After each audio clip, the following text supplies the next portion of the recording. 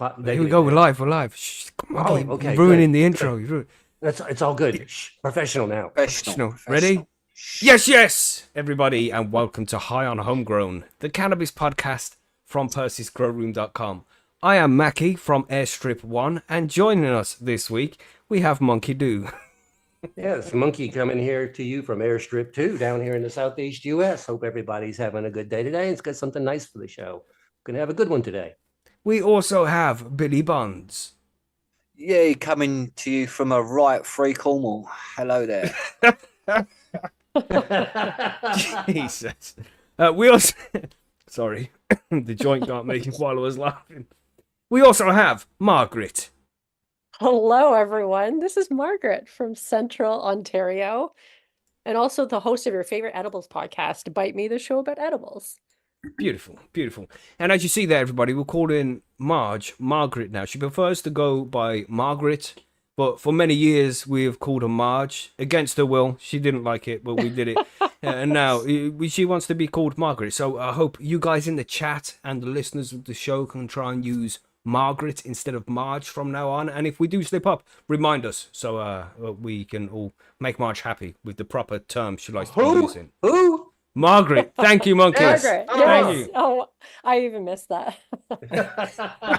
It'll take a while, but we'll get there. We'll get there. We definitely will. Nice. Let's So it's wave been to Margaret. Everybody wave to Margaret. That's right. Margaret, everybody. Who is Margaret? It says Mad Dog. Yes. Yeah, who With is the winky Margaret? face. Do you want to tell us who Who Margaret is Margaret? That, do we have time for that, really? Yeah. We'll say no if you don't want to explain. That sounds like a whole very existential I've got an discussion. idea. If you want to find out who Margaret is, then go and check out her podcast, Bite Me, the show about edibles. Just do a Google search, check out her podcast, make some of the recipes, and you'll find out who she is over there. Nice. There you go. Good Yes. idea. Yes. It's been beautifully warm in the UK this week. It's been beautiful. Well, sorry, Airstrip 1. I'm starting to call it Airstrip 1 now because, goddamn, Orwell nailed it. All right. Well, yeah. Anyway, won't get into that tangent, will we? But yes, thanks for joining us, everybody. We got the cannabis news and events to cover, of course. We have the grow guides where we're going to be talking about the life cycle of cannabis plants because we've explained everything so far about what you need to do a grow, how many plants you should grow, and then we've explained the equipment you need, the nutrients, what medium to grow in, where to get your seeds. So now we just want to do a run through about how these plants grow. From start to finish, so you have a rough idea of everything that's going to happen after you plant your seed. So that's what we're covering in the grow guides today. We've got some cool news stories as well, but we'll get into those in a little bit. Right now I want to find out what everybody's smoking. What do you have, Margaret? Do we have some nice weed there?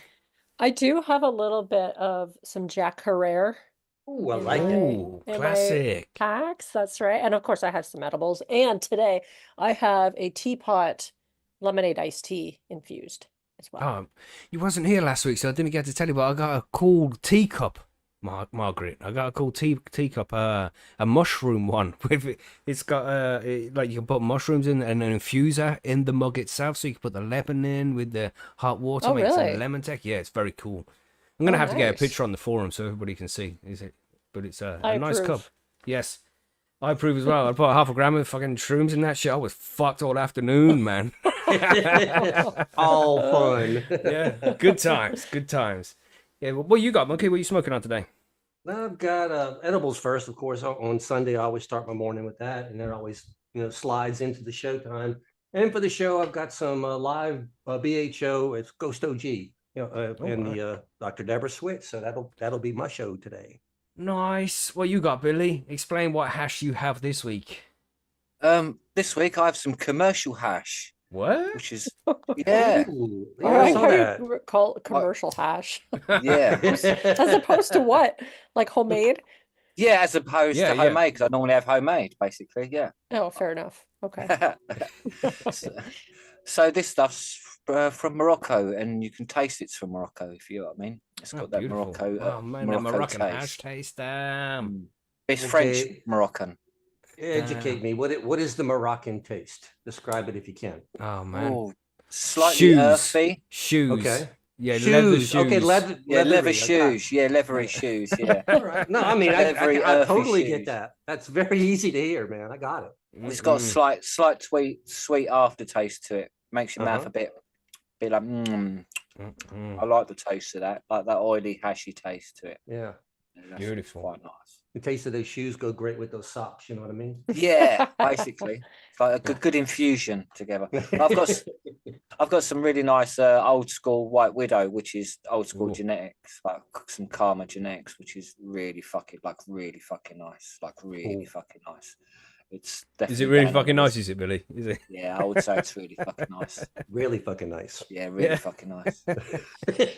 We could do this all day. Yeah, so beautiful. I just got some Stilton special from Mephisto. It's nice, man. I'm enjoying it. But I'm stoned already. I've hit this just a few times. Pretty high. It's nice and warm in the UK. So sorry, Airstrip 1. That's what it will be known for the rest of the show. All right, just Airstrip 1 because I'm in that mood. But yeah, I'm drinking some San Miguel that's been in the freezer. It's very nice and cold. Yeah, been beautiful weather. So it's nice to have a cold, refreshing beer on a Sunday with a cannabis cigarette, I think. Yes, that's a Yeah. good thing. Great combination, the two.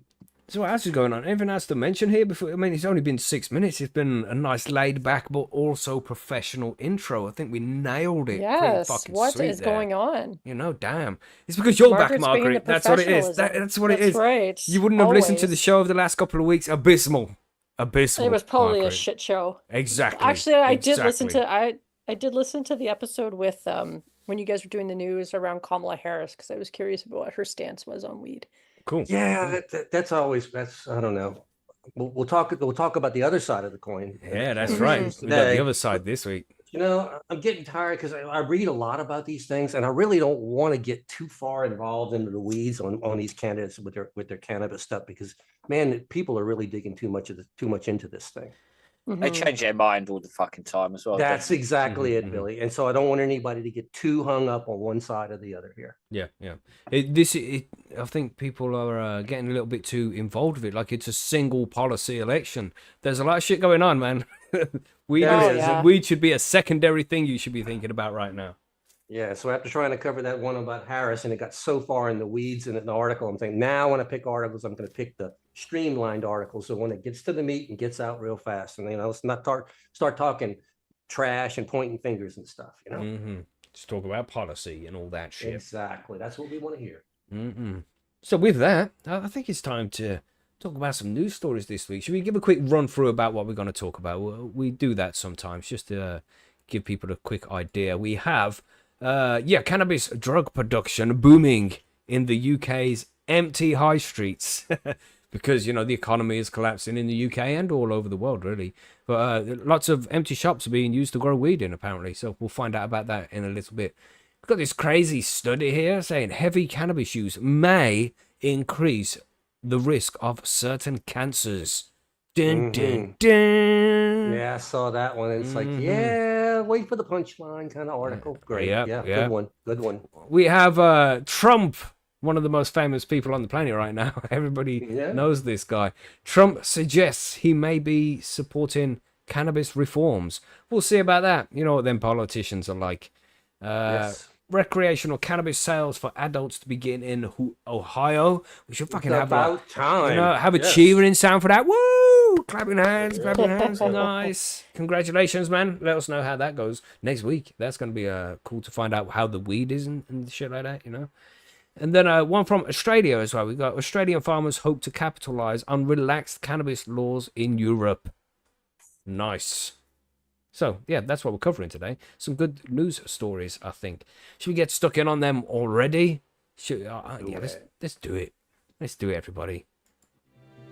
Do it now.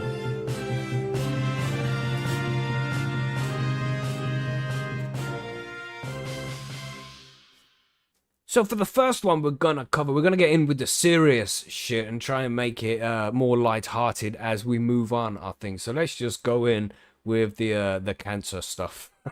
Let's get out of the way. I think, Marge, this is your one, the one about the cancer. Right? Who? Yeah. Margaret, sorry. Thank you, Monkey. yes, Thank That's you. the one. That's Margaret. The one. Yeah, This I is missed it your again news too, article. So thanks, Monkey. I'm going to sound like an owl by the end of the show. You know, who? Yeah, so let's start with a study that was done. Heavy cannabis use may increase risk of certain cancers, new study finds.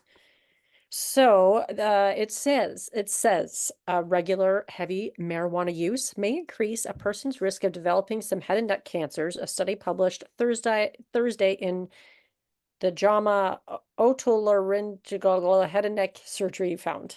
Marge would have pronounced that perfectly, Margaret. Just letting you know. Yeah, well, Marge is dead. So Otolaryngology. Okay, yeah. yeah, I think that's a something to do with throat the- doctor. Yeah.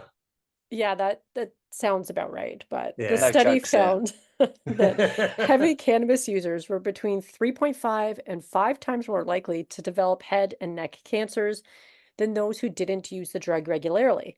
Head and neck cancers are cancers of the mouth, throat, and nasal cavity and are twice as common in men than in women, according to the Center for Disease Control and Prevention. The research adds to a somewhat muddy body of evidence that's just beginning to explore the impact cannabis may have on cancer risk. The cannabinoids themselves could be carcinogenic, and it could be also that the smoke itself has potential for carcinogenesis, said lead study author Dr. Niels Kokot, a head and neck surgeon at Keck Medicine at the University of Southern California. You know what's crazy about these studies? Like how they're always quick to be like, oh, look, cannabis causes cancer in the neck. Look. Yeah. But when we have like just any kind of brief evidence of like, oh, look, it helps with Parkinson's. Look, it helps with epilepsy. Like, no, Remember don't that look neck at that. thing, though? Yeah, Yeah. I got that neck thing. Yeah. you know. You gotta be aware. That's anecdotal, isn't it? They You know, call it. That's the word they use. You don't want to have Yeah. psychosis and neck cancer at the same time.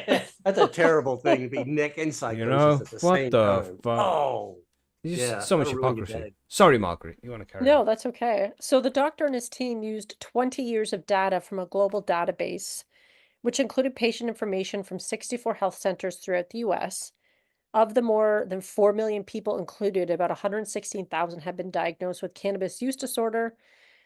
Between April 2004 and April 2024, the diagnoses were based on self-reported use of the drug. In other words, the patient had to tell a healthcare provider how often they use cannabis and how it affected them. The research compared people with cannabis use disorder to those of a similar age and sex in the study without cannabis use disorder. The majority of the people with cannabis use disorder in the study were white. None had a history of head and neck cancer before the study began. The What? cannabis users, Does that mean the study gave them neck cancer? you could Hmm. perhaps draw that conclusion, Hmm. good way to but put it. Yeah, we need to talk to an attorney, don't we? Yes. That's right. the Cannabis Shenanigans. The cannabis users in the study were more likely to develop all types of head and neck cancer except hypopharyngeal cancer, Nice. a type of lower I mean, not throat- nice. I mean, that's gonna, Yeah. well pronounced, Margaret. Thank Very you, nice. thank you. Which is a type of lower throat cancer compared with non-users. The most common types of head and neck cancer in both groups were oral cancers and cancer of the larynx. The study author noted that there were several limitations that could skew the study's findings. The first, that it's very difficult to measure how many people regularly use cannabis when relying on self-reported data. That's a very good point. To be in the group, people would have to have had told a healthcare provider during a visit that they used cannabis very frequently, the equivalent of smoking about a joint per day, said Dr. Joseph Califano, the director of the Gleiberman Head and Neck Cancer Center, who was not involved in the research. The same is true for alcohol and tobacco use. So they didn't really define what Yeah, that's a weird heavy- thing to say there, isn't it? The same is true for heavy- alcohol. Like, you got like 4 fucking paragraphs telling you about how Right. weed is so terrible, and then be like, oh yeah, but alcohol and tobacco are the same. Anyway, back to cannabis. Well, because it's like it's self-reported, right? So fuck? I mean, Right. how are they defining a heavy cannabis user? Because 1 joint a day, is that considered a heavy cannabis user then? Well, According and to they're this not even study? breaking your cannabis use down into various categories here. They're just basically saying cannabis use. Are we talking about vapor? Are we talking about whole flower vapor, prepared vapor? Are we talking about smoke? Are we talking about bong rips, dabs? What are we doing here? Doesn't say Mhm. anything like that. Yeah, because it did say perhaps this cannabis smoke earlier could be carcinogenic. Right. That's But typically all to smoke do with is the combustion. carcinogenic, right? Do any Yeah. of them Degree, I smoke? would have to say, Yeah. yeah. Do they smoke cigars or cigarettes or like? Yeah, Yeah. yeah. Do they Good drink causation. alcohol? Yeah, Yeah. it's just So causation of correlation. That's a good The thing. study also looked at head and neck cancer diagnoses at 2 points in time within the first year of being diagnosed with cannabis use disorder and 5 years or beyond the diagnosis. It excluded, however, cancers found 1 to 4 years after a cannabis use disorder diagnosis. The secondary analysis was used to determine how strong the association was. If it remained after 5 years, it's more likely the association was strong. They found after 5 or more years, the cannabis use disorder group still had higher overall rates of head and neck cancer, but there was no longer a significantly increased risk for some specific types, including oral, laryngeal, and oropharyngeal cancer. So I don't know what that really tells us. Hmm. Honestly. Well, And like it's they talk about cannabis, like heavy cannabis users, and then they get into this cannabis use disorder, which they don't really define. it definitely sounds like a clickbaity article trying to convince you not to use weed, is what I'm saying here. But Yeah. it like I said, it really doesn't break anything down scientifically. It just says we found that people who self-reported are doing this. Doesn't mean anything because you haven't told me anything about how they're using it, how often they're using it. I don't know, It's just it's not a really proper weird. study, is it? You know, it's Yeah, just, No, it's not. There's loads of questions. Yeah. Like, did any of them live in a high pollution area? Like, do they live in Mm-mm. cities or do they have dogs? Do they have cats? What is their occupation? You know, No. there's so many questions that need to be put into into studies like this to make sure that everything is covered. You can't just jump to conclusions and say, "Yo, look, this must be because of the cannabis." It's ridiculous. And and again, do these people use cannabis because they're in a high risk category in other areas in their life and in other high risk areas causing them the problems and not the cannabis? We really don't know. There's so many things here. So This they is just do say later in the article there are biological reasons why someone would hypothesize that cannabis smoke could be harmful, but we're not sure what the degree of risk is, if there is one, with head and neck cancer, he said, noting that it's difficult to tease out the risk factors such as alcohol and tobacco use, like you guys said earlier.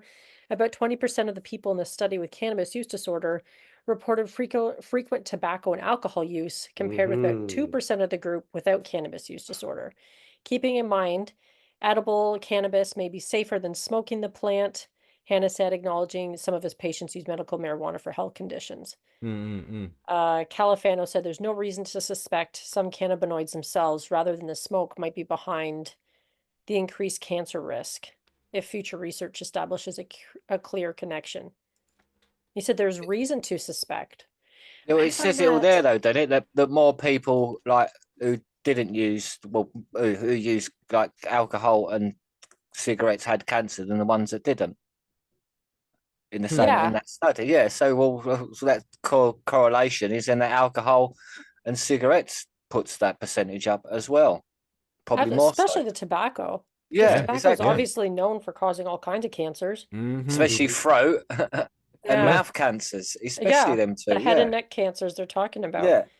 It's like fucking And bullshit. like you said, Monkey, they didn't really like tease out the different ways people were consuming, because obviously if you're consuming it all in edible form, that's one thing, or if you're vaporizing, Mhm. bong rips, like all those things can certainly change exactly. the result in impact. So Damn. they're looking for problems where there are none, people. Yeah, But I How just is that- somebody said in the chat. I'm gonna find out who it was because you deserve a shout out for that. Let me find it. I can edit this. Don't worry. Oh man.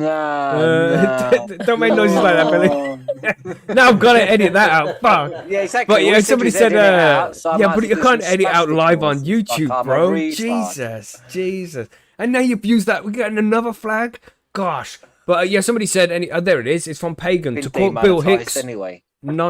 For sure, bastards. Yeah, we will cover that later. Pagan says, to quote Bill Hicks, non-smokers die too.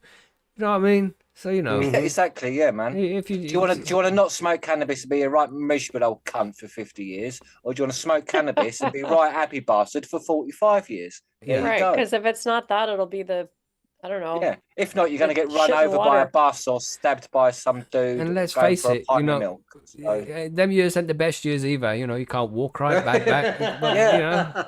you're going to be I don't know, dribbling speak for everywhere yourself, and not in a but- good way. I celebrated my dad's 93rd birthday last Right. weekend, Mhm. and Oh, he's that's doing awesome. pretty. And He don't he's doing smoke, pretty does he? fucking Yeah. good. Yeah, No, but he I used bet he to, ate but he decent quit. food and he's not ate processed food for most of his fucking life, like everyone No, else. that's not true either. There you go.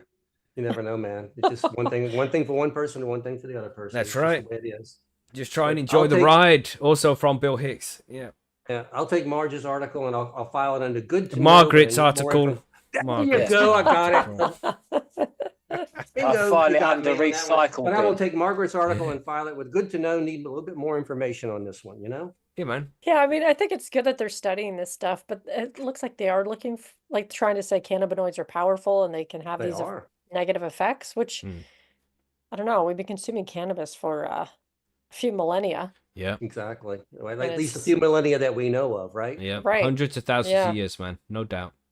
And when you have an endocannabinoid system, it suggests that, I don't know, it's Yeah, looking for it's- problems with our Carcinogenic. Yeah, Yeah. that's suggest Yeah. that. All we can say is we are not scientists. We do not know, but these people should be putting proper studies on to bring us proper answers that we can think are reliable.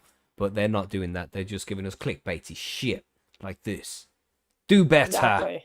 Do pretty, better. pretty clickbaity, that's for sure. Mhm. But still good. It's a good one to discuss. I like it. And of course, we made light of a lot of things in there, you know, laughing and joking and stuff. But cancer is a serious fucking problem, man. And we don't mean to make jokes of it and stuff. We do sympathize with anybody who suffers with such conditions, man. And we hope you all the best. We don't mean to make jokes, but I don't know. We'd like to laugh too. You have to laugh, right? That's how it is. Dude, if you Yeah, don't you laugh, sure you'll do. end up crying. So what the heck? In this you know? economy, that's all your only option. For sure. There's some enjoyment you can get for free. Just laugh at yourself for a little bit. There Yeah. we go. Yeah, you know, if we all laughed at ourselves a little bit, the world would be a better place. All right, let's do the next one. We have recreational cannabis sales for adults in Ohio begins. I believe that is you, Monkey. Yeah, it's a long time coming, this one here. You know, Ohio has been fighting it, the legislature and the governor and everybody trying to get everything approved and in line. But finally, recreational cannabis sales for adults begin in Ohio. There's customers lined up at dispensaries across Ohio on Tuesday for the first day of recreational cannabis sales in the state, according to On the Associated Tuesday? Press. On On Tuesday, August the 6th. Tuesday. Tuesday. Come on now.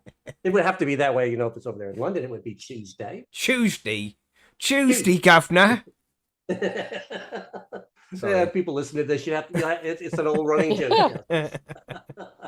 All right. Nearly 100 medical cannabis dispensaries were authorized to begin selling recreational cannabis to adults after receiving operating certificates this week from the state's Division of Cannabis Control. Excellent news here. You know, they don't have new dispensaries, but at least they're opening up these medical dispensaries to the general public. I love it. Yeah, that's Ohio pretty cool, man. voters, it is, man, because this means you ended up giving close to another million people access to cannabis if they need it or want it, not just need it, whatever. Mhm. It's now their choice.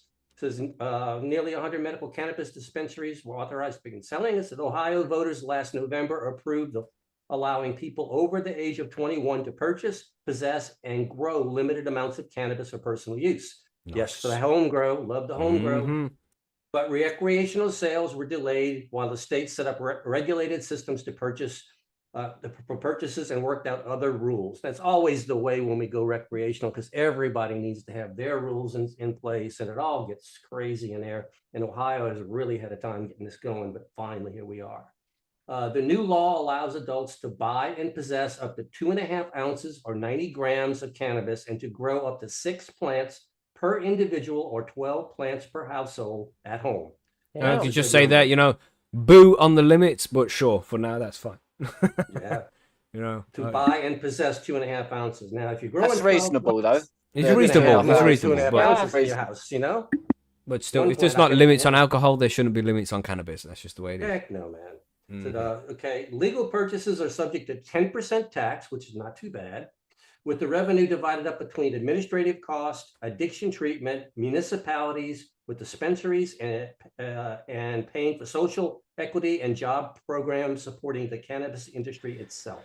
Nice. Earlier this year, HPIO published policy considerations for cannabis regulations in Ohio to provide a brief data overview of current cannabis use in Ohio and policy considerations taken from lessons learned from the successes and failures of tobacco and alcohol control policy. So congratulations to the residents of Ohio who can now purchase legally cannabis in dispensaries to consume if they feel like they want to do this. It's a great thing. One more state that now has access. I love it. And I Beautiful. really love this home grow limits on this one. Yeah, that's great. Yeah, how many did 12 they say? plants 6 per plants? household? 12? What was that? 12 per grams? household. 6 per person, maximum of 12 per household. But still, 12 plants, I can Plenty. definitely get behind that. Yes, Plenty. sir. Yeah. Definitely. It's only 4 in Canada, which is Oh, really? like yeah, which doesn't seem like a Marge, lot. No, it But doesn't seem like a nod, but if you have your grow game down, I honestly believe 4 can furnish a family pretty easily, Mhm, unless Oh, yeah, you're in yeah. a high demand medical situation where you need a lot of oils or something like that. Then you're going to have to go higher. But it's saying here as Mhm. well, you know, and this is the problem which we've seen arise a few times in laws like this, is where they can possess up to 2.5 ounces of cannabis and grow up to 6 plants. Once you've harvested 6 plants, you have a lot more than 2.5 ounces of cannabis. It could be though that like possession limits could be what you can walk around with though, right? Right, maybe, yeah. Maybe that's what they're talking about. Because Hopefully- again, in hopefully. Canada, I think it's an ounce. Like you can have 28 you- grams or whatever Right. in your car or walking around. So maybe that's what they mean. Because you're right. If you harvested from 12 plants, hopefully you'll one- have more than 2.5 ounces. If you're- not, get if over you're- to Percy'sGrowroom.com. We can help you. That's right. Yeah. Even if it's your second or third grow, one plant, you're probably going to have 2.5 ounces on it, much less the other 5 you're going to be dealing with. Yeah, It's 2.5 crazy. ounces off Yeah. one plant, I would be disappointed. I'd be like, what was wrong with this one? Yeah, I Right. messed up this one. What did I do? Exactly. Unless they're micros, but you know. Micros, yeah. But I mean, I was Still. pulling a couple of ounces off of micros not too long ago. So I mean, it's Right. yeah. If you need help getting these yields, come to Percy'sGrowroom.com. Come. But you know, it's still it's a good step in the right direction. You know, this is you just want to see progress, even though it's tiny steps. This one isn't really a tiny step. I think this is a good step. This will keep a lot of people happy. You know, and that's what you want. And so I like it. It's a good step in the right direction. And I'm pretty sure in the future, as the laws change, it will get more and more lenient. Once they see the sky doesn't fall, then they'll be happy to do more. Very Yeah, nice. Congratulations, Ohio. That's very cool. we still have other states up there who have legalized and yet they have the dispensaries open up. So, but this is a good news that we've got one. And as the Northeast gets around this, I hate to put it this way, but it's all political, guys. It's just, the people in power in the government want things done their way and they get involved. I don't know. It's nuts. Yeah, man. All It us is cannabis nuts. users want is we just want access and just to be left alone. So That's- how many Yeah. states have not legalized yet then? that would be 'cause there- 26. Oh, is it Oh, that still many still? 26. Wow, I Well, thought this it was is a lot recre- less. This is recreational legal. Yeah, now. yeah. Yeah. Yeah. That's This is what I recre- mean though. We got like 30 some odd, that have the medical, some form of THC medical program. But we have only 24 that are now legal as far as, recreational goes like that. Yep. But we Nearly have, 50% though. It's close. Florida is looking really looking like it could go to be our next recreational state. So yeah, Wow. it's looking right now. The polls are showing they need 66% at the polls to make it happen, and the polls are showing it might be tight, but they're looking close to 70. Is a lot of the polls depends whose polls you're looking at. Right now, Yeah, as Mhm. always. as always. But Yeah. most of the polls that I'm seeing says that it will pass by a slim margin, but we will see on election day because I don't predict politics, people. Damn, we're gonna have to do a special near the US election time to cover all that kind of shit, man. To see which states, flip over to the legalization side and shit like that. There's gonna be so much man. going on. It's gonna be interesting, and we'll keep you informed. Obviously, everybody, as we do, we'll keep you informed. So Crazy busy year this year for cannabis in the US. So we'll find out. Yeah. that's right, and we're gonna get back to the US news in a little bit as well. But we have something from Australia from Billy. Billy, do you want to hit your article now, man? Yeah, man. So Australian farmers hope to capitalise on the relaxed cannabis laws which are happening in Europe. So basically, in short, Europe is one of the world's biggest medical cannabis markets, with its economic value projected to grow from 821 million to 3.3 billion. The fuck? Hold on. Wow. Yeah, can we Gee. get shares in this?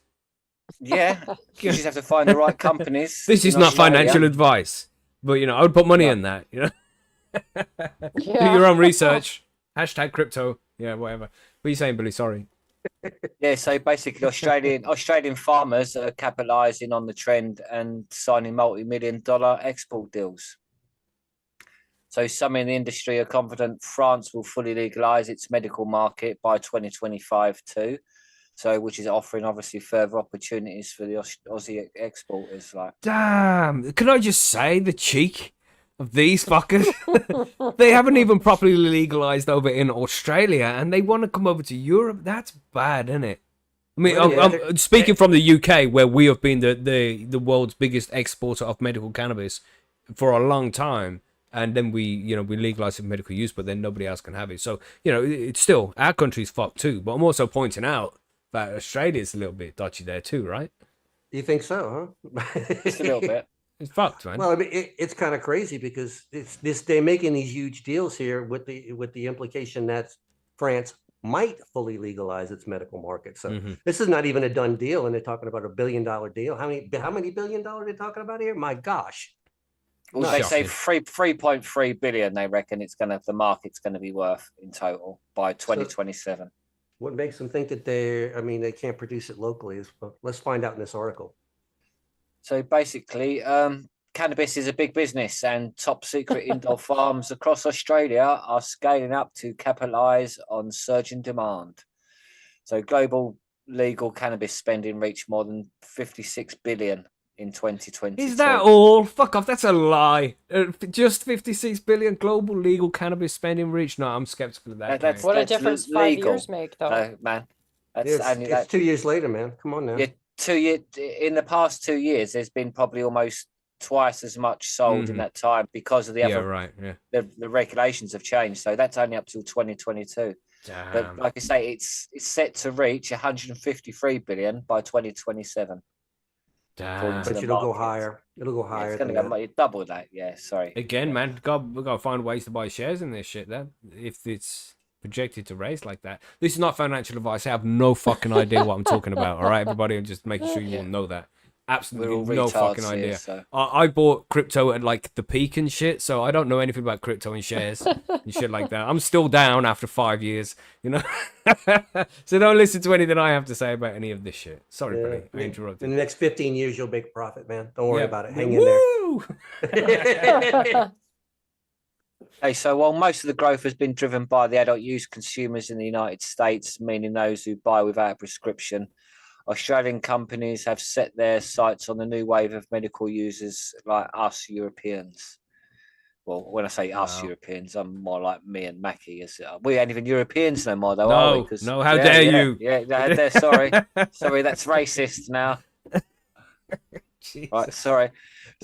But across the globe, the plant's legality generally falls into 5 categories, like illegal decriminalized, medical use legalized, recreational use legalized, and recreational use commercialized. Okay, so most of Asia and Africa are under the stricter scale. Canada is about half and half the US with the commercial end, while Australia is mostly in Europe, is somewhat in the middle. So basically, the country accounted for 621 million of the total 621 million of sales in the European continent. Basically, that was Germany. It's medical market. It's quite a lot in it. That's basically most of it. Yeah, 200 million extra because you said 621 twice, but once it was 621 million and the total of 821 in millions. Yeah, lots of money. Yeah, medical cannabis patients numbers in Europe are predicted to surge by more than 230% over the next 4 years, according to more shit happening. And there could be hugely to the boost of the European market, which obviously, if more people are using it, then they think it's going to project to the 3.3 billion within the next couple of years. So, which is a big chunk of money, really, even if it is just that, even though it possibly be more.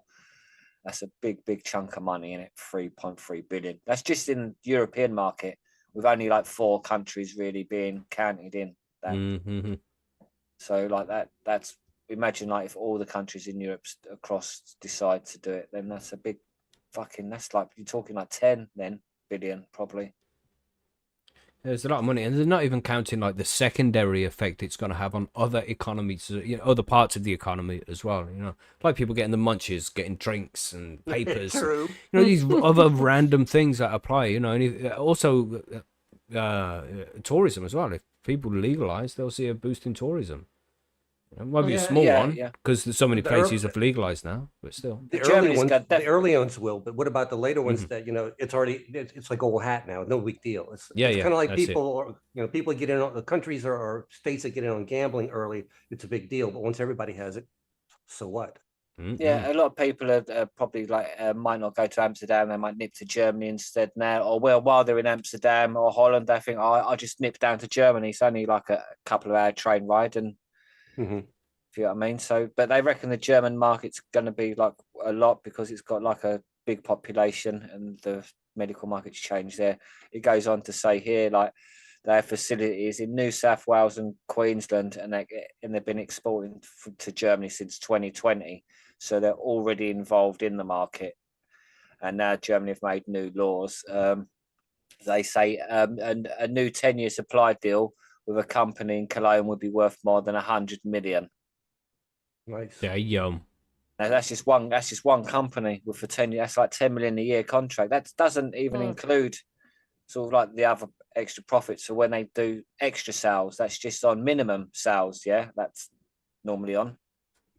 So you probably can double that and profit on top. So the contract will lift the company's total annual production from 2.5 tons to 4.5 tons. There you go. They just doubled their production already. Wow. Instantly. So they could probably double that again. If you know what I mean? So you're looking at most businesses going up like 400%. Yeah. And it's created 45 jobs across already straight away. Extra jobs, 45 extra jobs instantly. I suppose quite a few of them would be growers for the plant sites and a couple of security guards. That's mad, isn't it? Like It's mad. Wait, how legal is cannabis in Australia? I wish Bubblefuck was here to explain this because he would know. It's not, is it? Only medical. It's medically legal. They grow their own medical stuff. They got the medical program, but no recreational. I think he said, wait a minute, was it ACT? There's some leniency in the ACT, I believe. Yeah, and that's what these are. These are sort of saying these are part of the ANTG, and so it's all part of the same sort of groups and companies doing in-house contracts. It's crazy though that it's not legal recreationally for their people. Yeah, and they can just grow a shitload of it and sell it. Yeah, and export it to places where it is. We got Weed Viking in the chat right now. Maybe he'll drop us and let us know what's the status on legalization for recreational in Australia, because he's over there right now for sure. Yeah, it's fucked, isn't it? It is. Yeah. It should be legal for the people to do it. If you're going to let the businesses do it, you got to let the fucking people do it. Come on, man. And we have the same issue here in the UK as well. Where the companies are allowed to grow and sell cannabis. Yeah. You're not allowed to grow it for personal use. Weed Viking says that unless you have a script, it's not legal in Australia. The ACT and SA provinces can grow, I think he says. What's ACT? It's Central Territory. It's basically the seat of government. They have different rules there. I remember Bubble Hawk complaining about the rules for thee, not for me. Sorry, the ACT broke their ranks in 2020, becoming the first state to legalize recreational use. So for the past 2 years, right. But all the others are just medical. But that's what this is. These are medical contracts as well. So it doesn't matter because they've got the license through the other companies. Or again, these are the companies that paid the big bucks to the government to get permission to do something that we're not allowed to do, which is the ANTG, which has facilities in New South Wales and Queensland, which is the medical exports. So these are the ones mostly making the money rather than the ACT. But I assume they will want to join in this market and get the contracts as well. Well, I do know, seeing as France is sitting so close to Portugal and Spain, where a lot of cannabis is grown. What is Australia?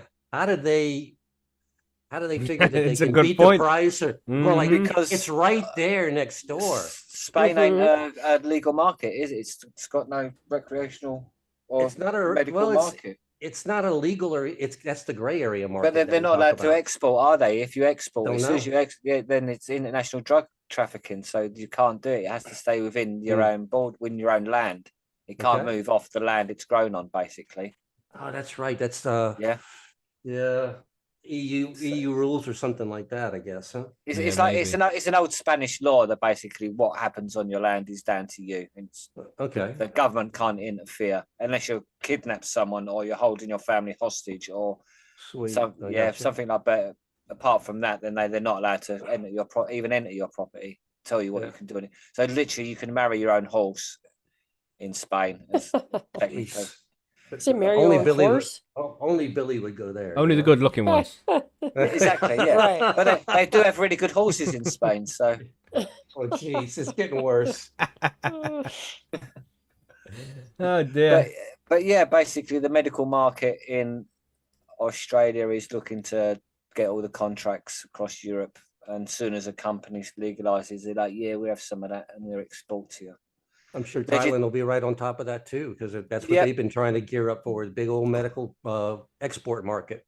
One thing I did see in the article was mentioned by the actual cannabis people, growers themselves, the medical people themselves, saying that they do need to sort out prices and quality so they can sort of come up to the recreational markets, if you know what I mean. So they need to up their quality. Well, and we also know Canada's out there with a surplus that it would like to sell as well. It always Canada seems like has a Yeah. surplus it wants to get rid of. Hmm. So yes, it seems like So if medical everybody's cannabis wars are exporting, coming. Exactly. who's buying it? Like if UK. everyone's exporting, who's UK, buying Marge. it? Okay. UK, Margaret. It's all Aren't they UK just buying. exporting? Aren't they exporting their own too? Yeah, but that's shit stuff. No. See, So all when these places are exporting their shit. So who? well, Still no who's one's buying? getting the good stuff. Only the home growers get the good stuff. That's why we're Yeah, all very Right. true. Very true. That's right. You got to grow your own to basically get the good shit. the UK stuff is mostly exported in as oils and sprays, as Yeah, Sativex and Epidolex shit. Yeah. and Sativex sent to the USA. That's where the market. That's why we send that's why we're large exporters, because we export all of it to the USA pretty much, Right. or 8% of it or something. It might Corrupt as fuck, all that man. devil cannabis to give us problems in the US. My Yeah, I goodness. mean, but there's no Growers- studies to say about it Stupid. works as medicine. But you know, we sell a shitload of it for medicine. You know? Right. People buy it all the time. We don't know if it works, but yeah. Yeah. It works allegedly for medicine. Allegedly. Good Crazy. story. I like it. I So, like it. yeah. But well, let's do On this to the next next. one, right? Let's go to Airstrip 1. Okay, because remember that's what I'm calling it today. If you don't know what the reference is, it's 1984 from George Orwell. The UK was known as Airstrip 1 in that Oh, book. was it? Yeah. Check it out. Oh. It's great book. If you haven't read it, everybody, especially now in these times, you should read that book. It will only take a couple of days, a week at most. Epic book in the top 10 list of books that everybody should read. In every top 10 list you'll find on the internet. You should definitely read 1984 if you haven't already. But anyway, let's I'd go just back. say it might not be on your government's top 10 list though. Oh, that's right. Yeah, for sure. Yeah, And 2 if plus you 2 don't equals like what? reading, Yeah. you can also go and watch the screenplay. There's a good screenplay with John Hurt in there, and that's a good one, pretty accurate to the book. So if you don't want to read, then watch that as well. Just know these references, okay? Anyway, There's also audio descriptive versions on Mhm, YouTube and other various platforms. yeah. But yes, good shit. Anyway, random tangent. We have here drug production booming in UK's empty high streets. So I don't know if you're aware, everybody, but the UK is pretty fucked right now. Okay, and you know the high street isn't doing well. The economy's not doing well. There's lots of shit kicking off all over the country, and there's something that people can find use with these empty shops all over the place. Nobody can afford to pay rent on them to run a business in it anymore, so they're just left abandoned and empty for a long time. So people are like, oh, look at that empty place there that's not going to be disturbed for a while. Let's grow some weed in it. And that's what's going on here in Airstrip 1. Organised crime groups have been targeting empty shops and pubs in town centres to grow cannabis on an industrial scale, say police bosses. Over the past year, raids have been carried out in dozens of properties, from an old toy shop in Ayr That's AYR. I don't know if I'm pronouncing that properly, but probably not. Old toy shop in Ayr, Scotland, to a former bank in Welshpool in Powys, which I think we covered that one in a news article because I remember the name of Powys, which is spelt with, it's pronounced like Paris, but like Jonathan Ross was saying it, so it's Powys. Vacant restaurants. Vacant restaurants, cafes, nightclubs, bingo halls, and office buildings have all been used to grow the drug, according to the National Police Chiefs Council.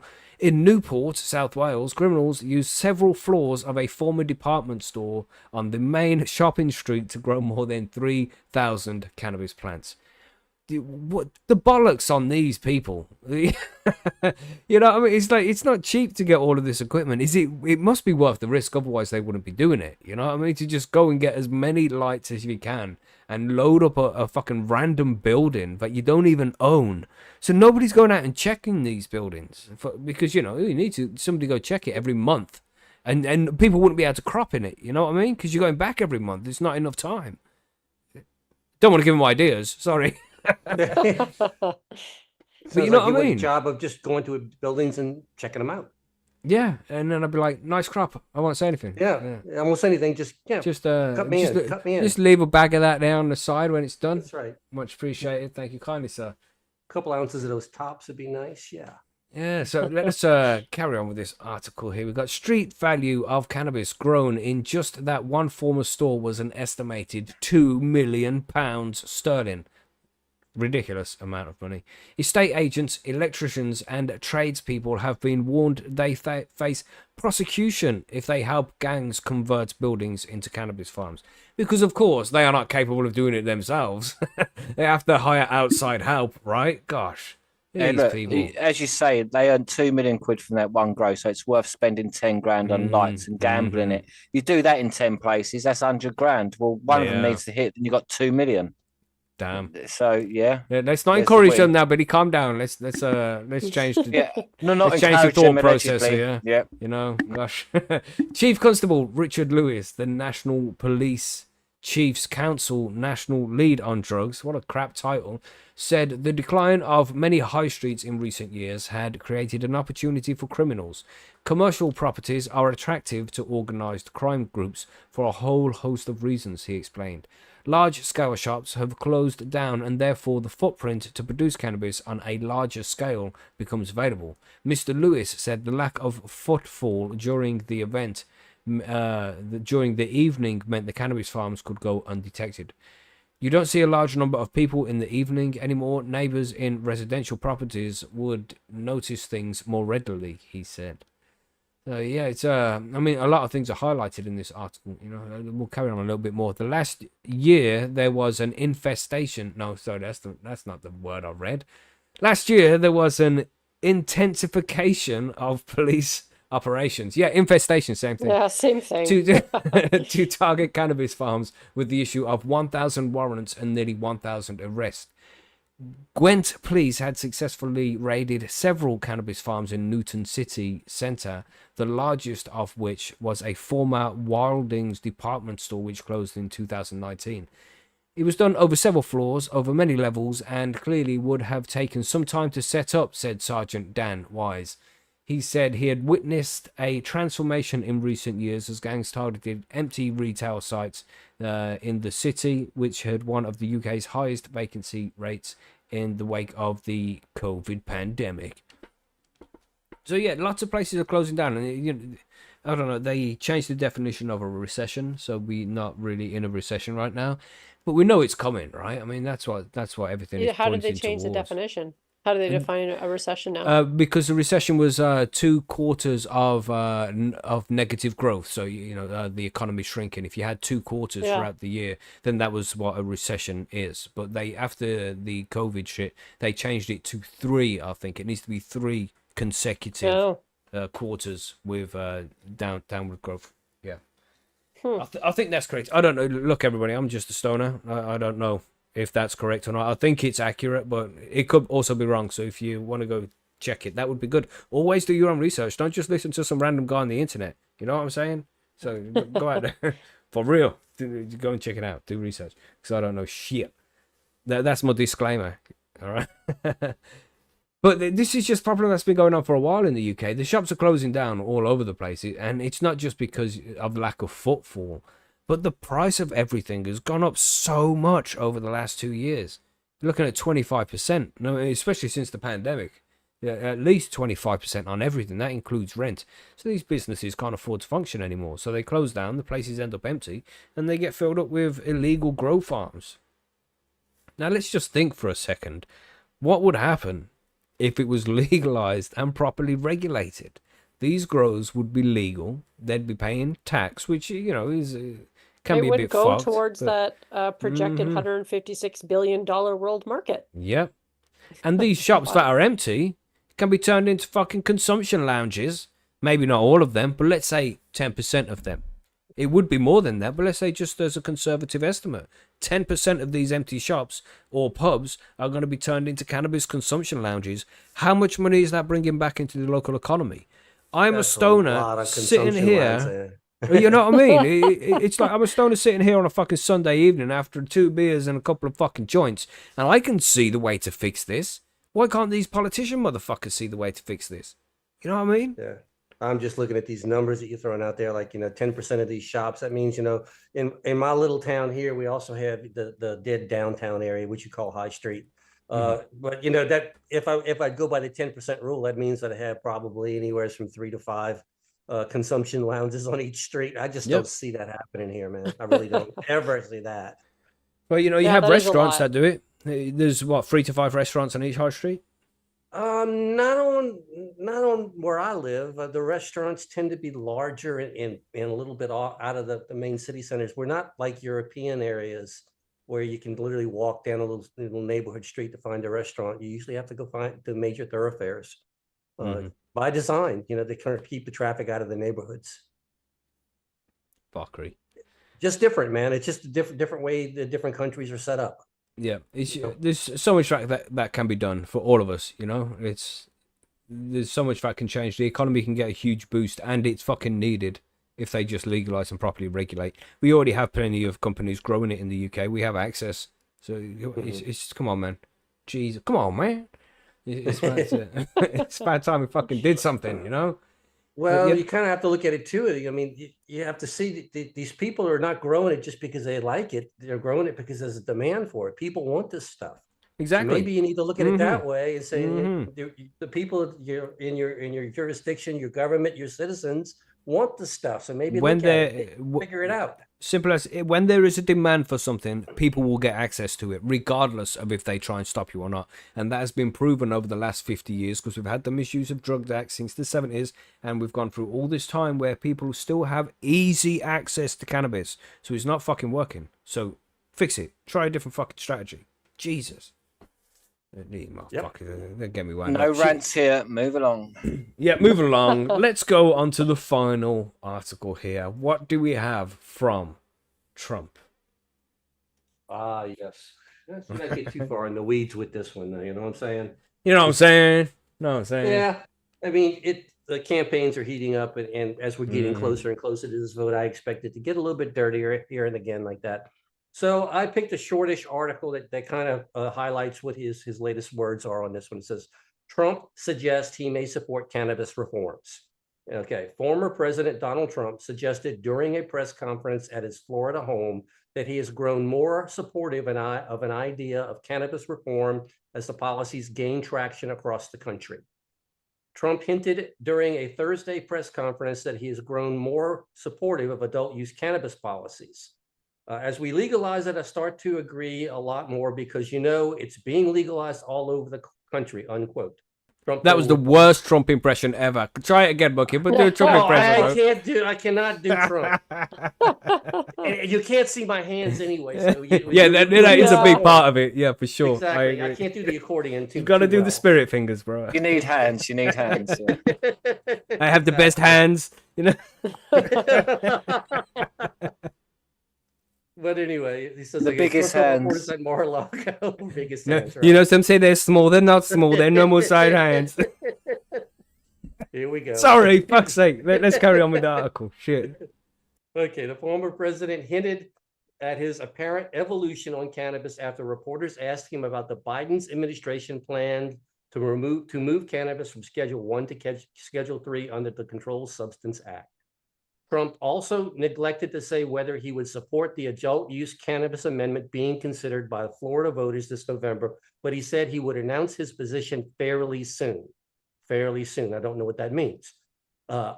As we legalize it through the country, whether it's Probably means in about 2 weeks. 2 weeks. 2 weeks.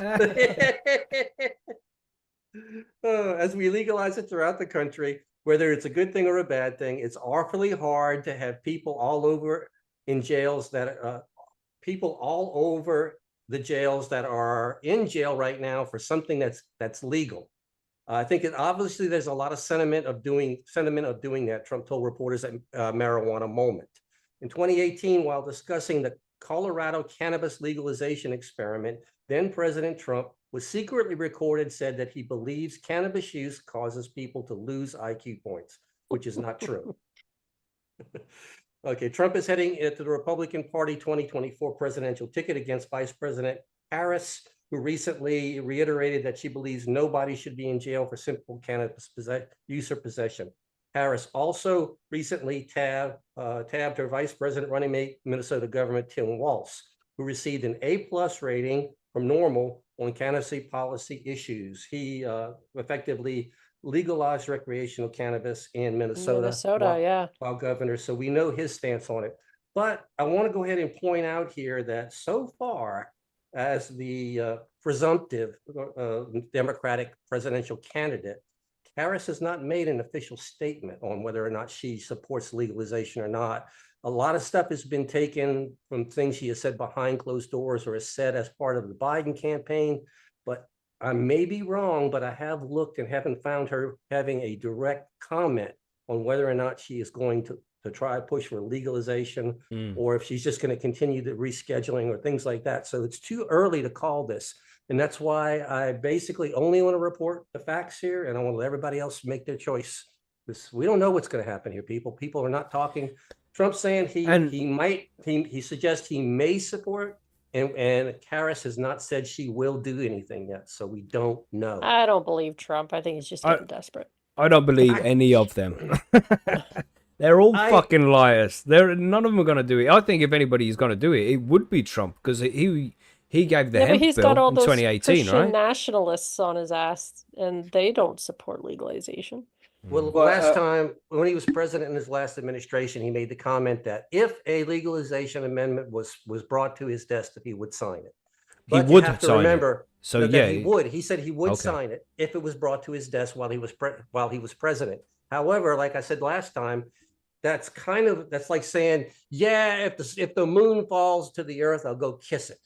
It's not going to happen. It's not the same thing. Yes, it is. It's no way in the world it's going to happen. Neither one of them was going to happen. Right. Because the Republicans were stonewalling any kind of an amendment ever passing.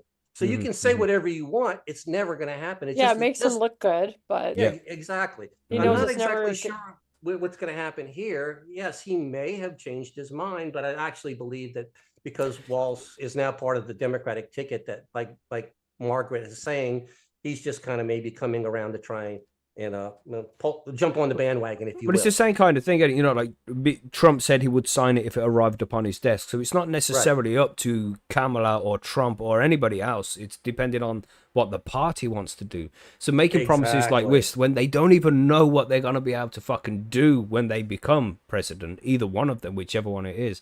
See, I'm just skeptical. I just think even if they say this shit now, that don't believe a word these are saying, everybody. These are liars. Remember, these are politicians, but I would say man. you do have to remember that Tim Walz has gone through the process of legalizing in his home state. So to me, that sounds like he's way more open-minded. But he's running for vice president, right?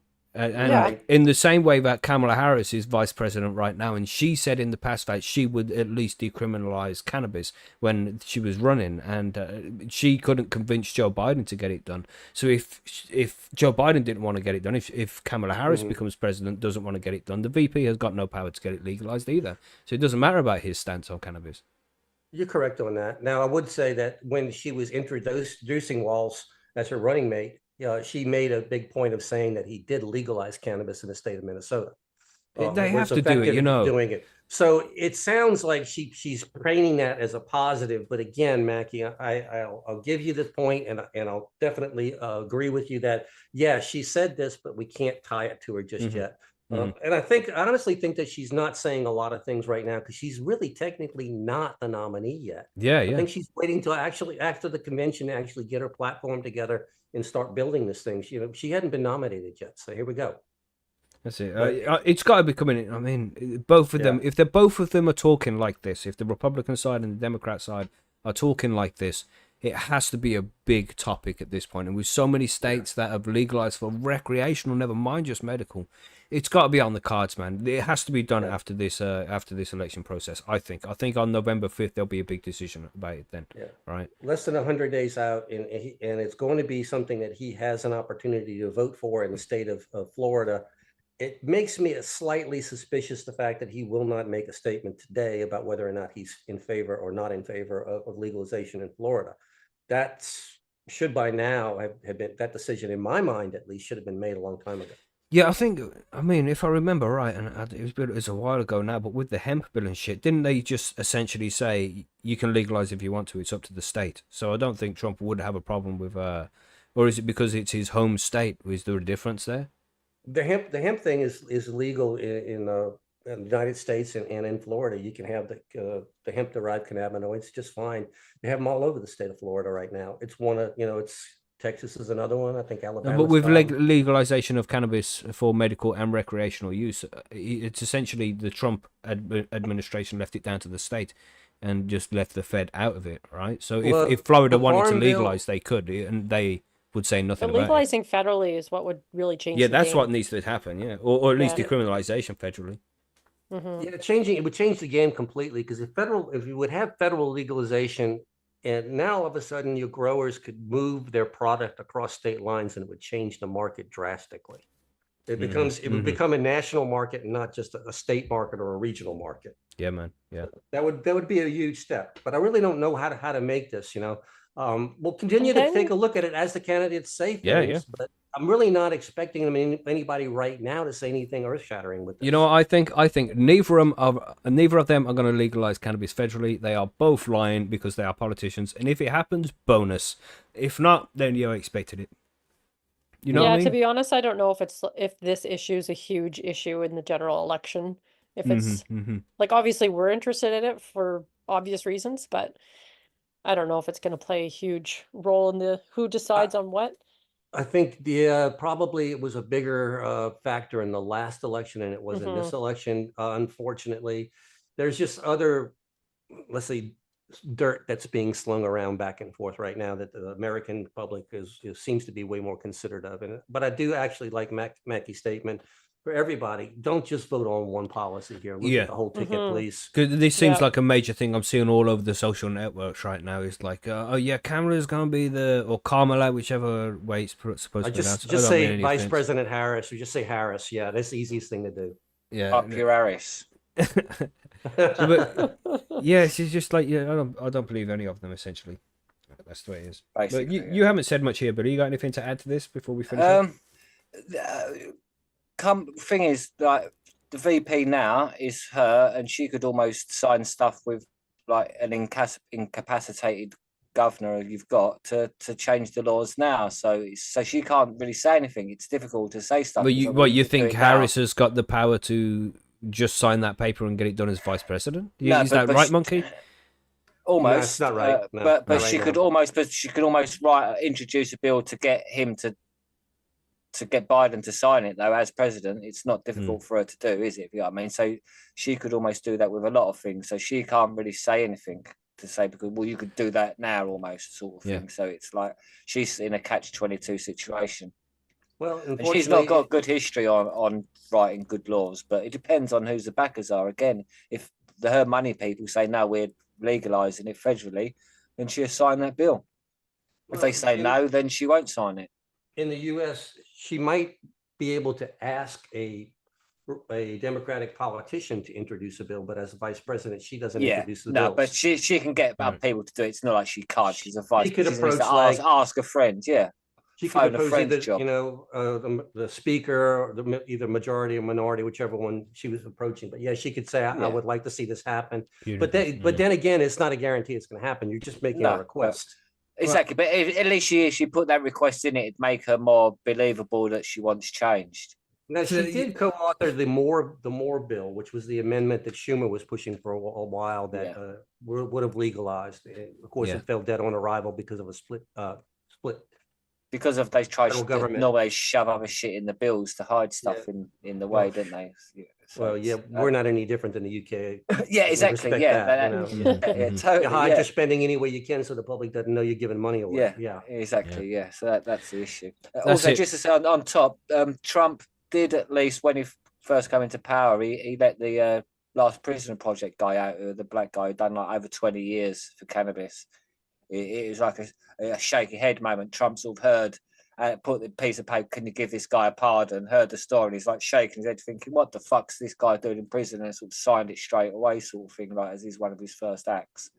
Wow. So Yeah. so if someone shoved it in front, like he said, if someone shoved it in his face, said, "No, we need to do this now," it's gonna get you somewhere. He might do it because he wants to pass a lot of this stuff to the states. Yeah, his let's say 'Cause lukewarm response in a news conference kind of makes it sound like he really hasn't formed a ironclad policy yet.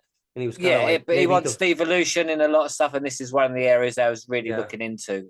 And so it's got, like you say, it's got legs on both sides. So hopefully, whoever wins does something because they need to be seen to be doing something at least, and that's an easy win.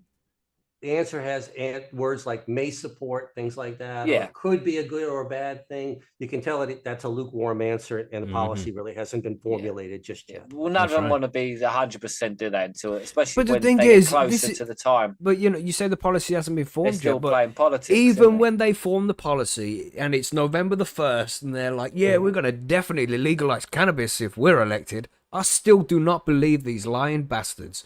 I'll see it when I believe it. Yeah, I'll believe it when I see it. You know, they get into power, they pass the law, and then you're like, oh, look at that, I was wrong. That's cool.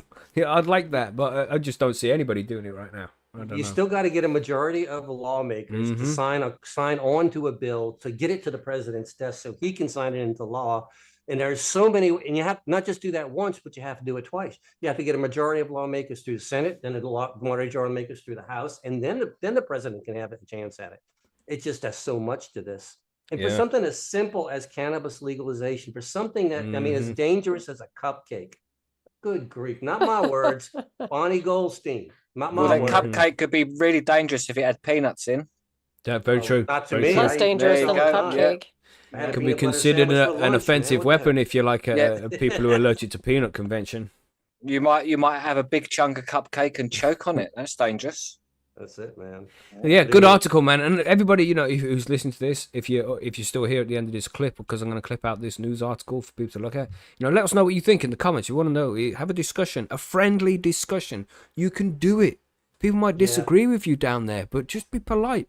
Nice, respectful conversation. It goes much further if you do that, everybody. So, if you got stuff to say, drop it in the comments and let us know. I want to see a nice, interesting conversation. Words like I believe or I think, those are good words to use because you're not calling anyone else an idiot. So please use those words. Well, good article there, Monkey. Good article. Interesting one. And of course, we will keep you all updated as we move forward with up until the election, which is still a few months away.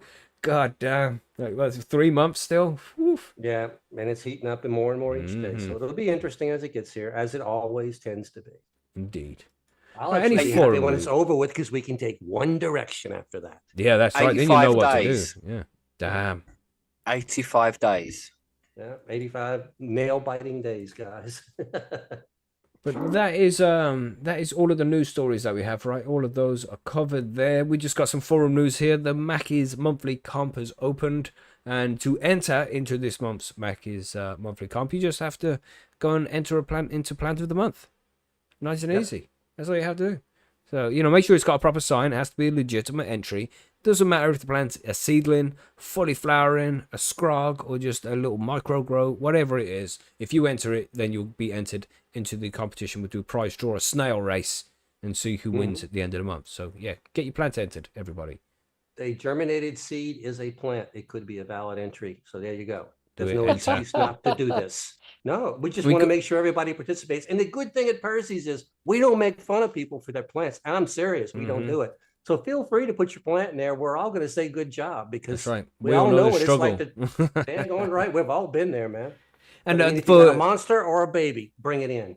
in this comp as well, Hmm. you can win 3 Mephisto's Wedding is the strain autoflowers from the world's best autoflower seeds.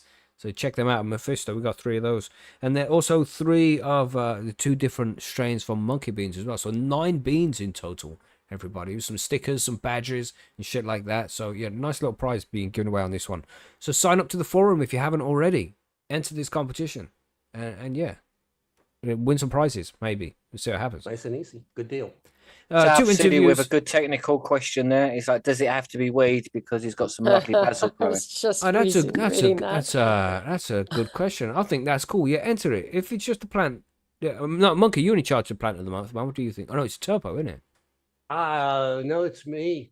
Turbo handed it back to me. Okay. What All you I think? gotta say, South Silly, is go read the rules. I honestly can't answer that question. Yeah. I didn't read the rules.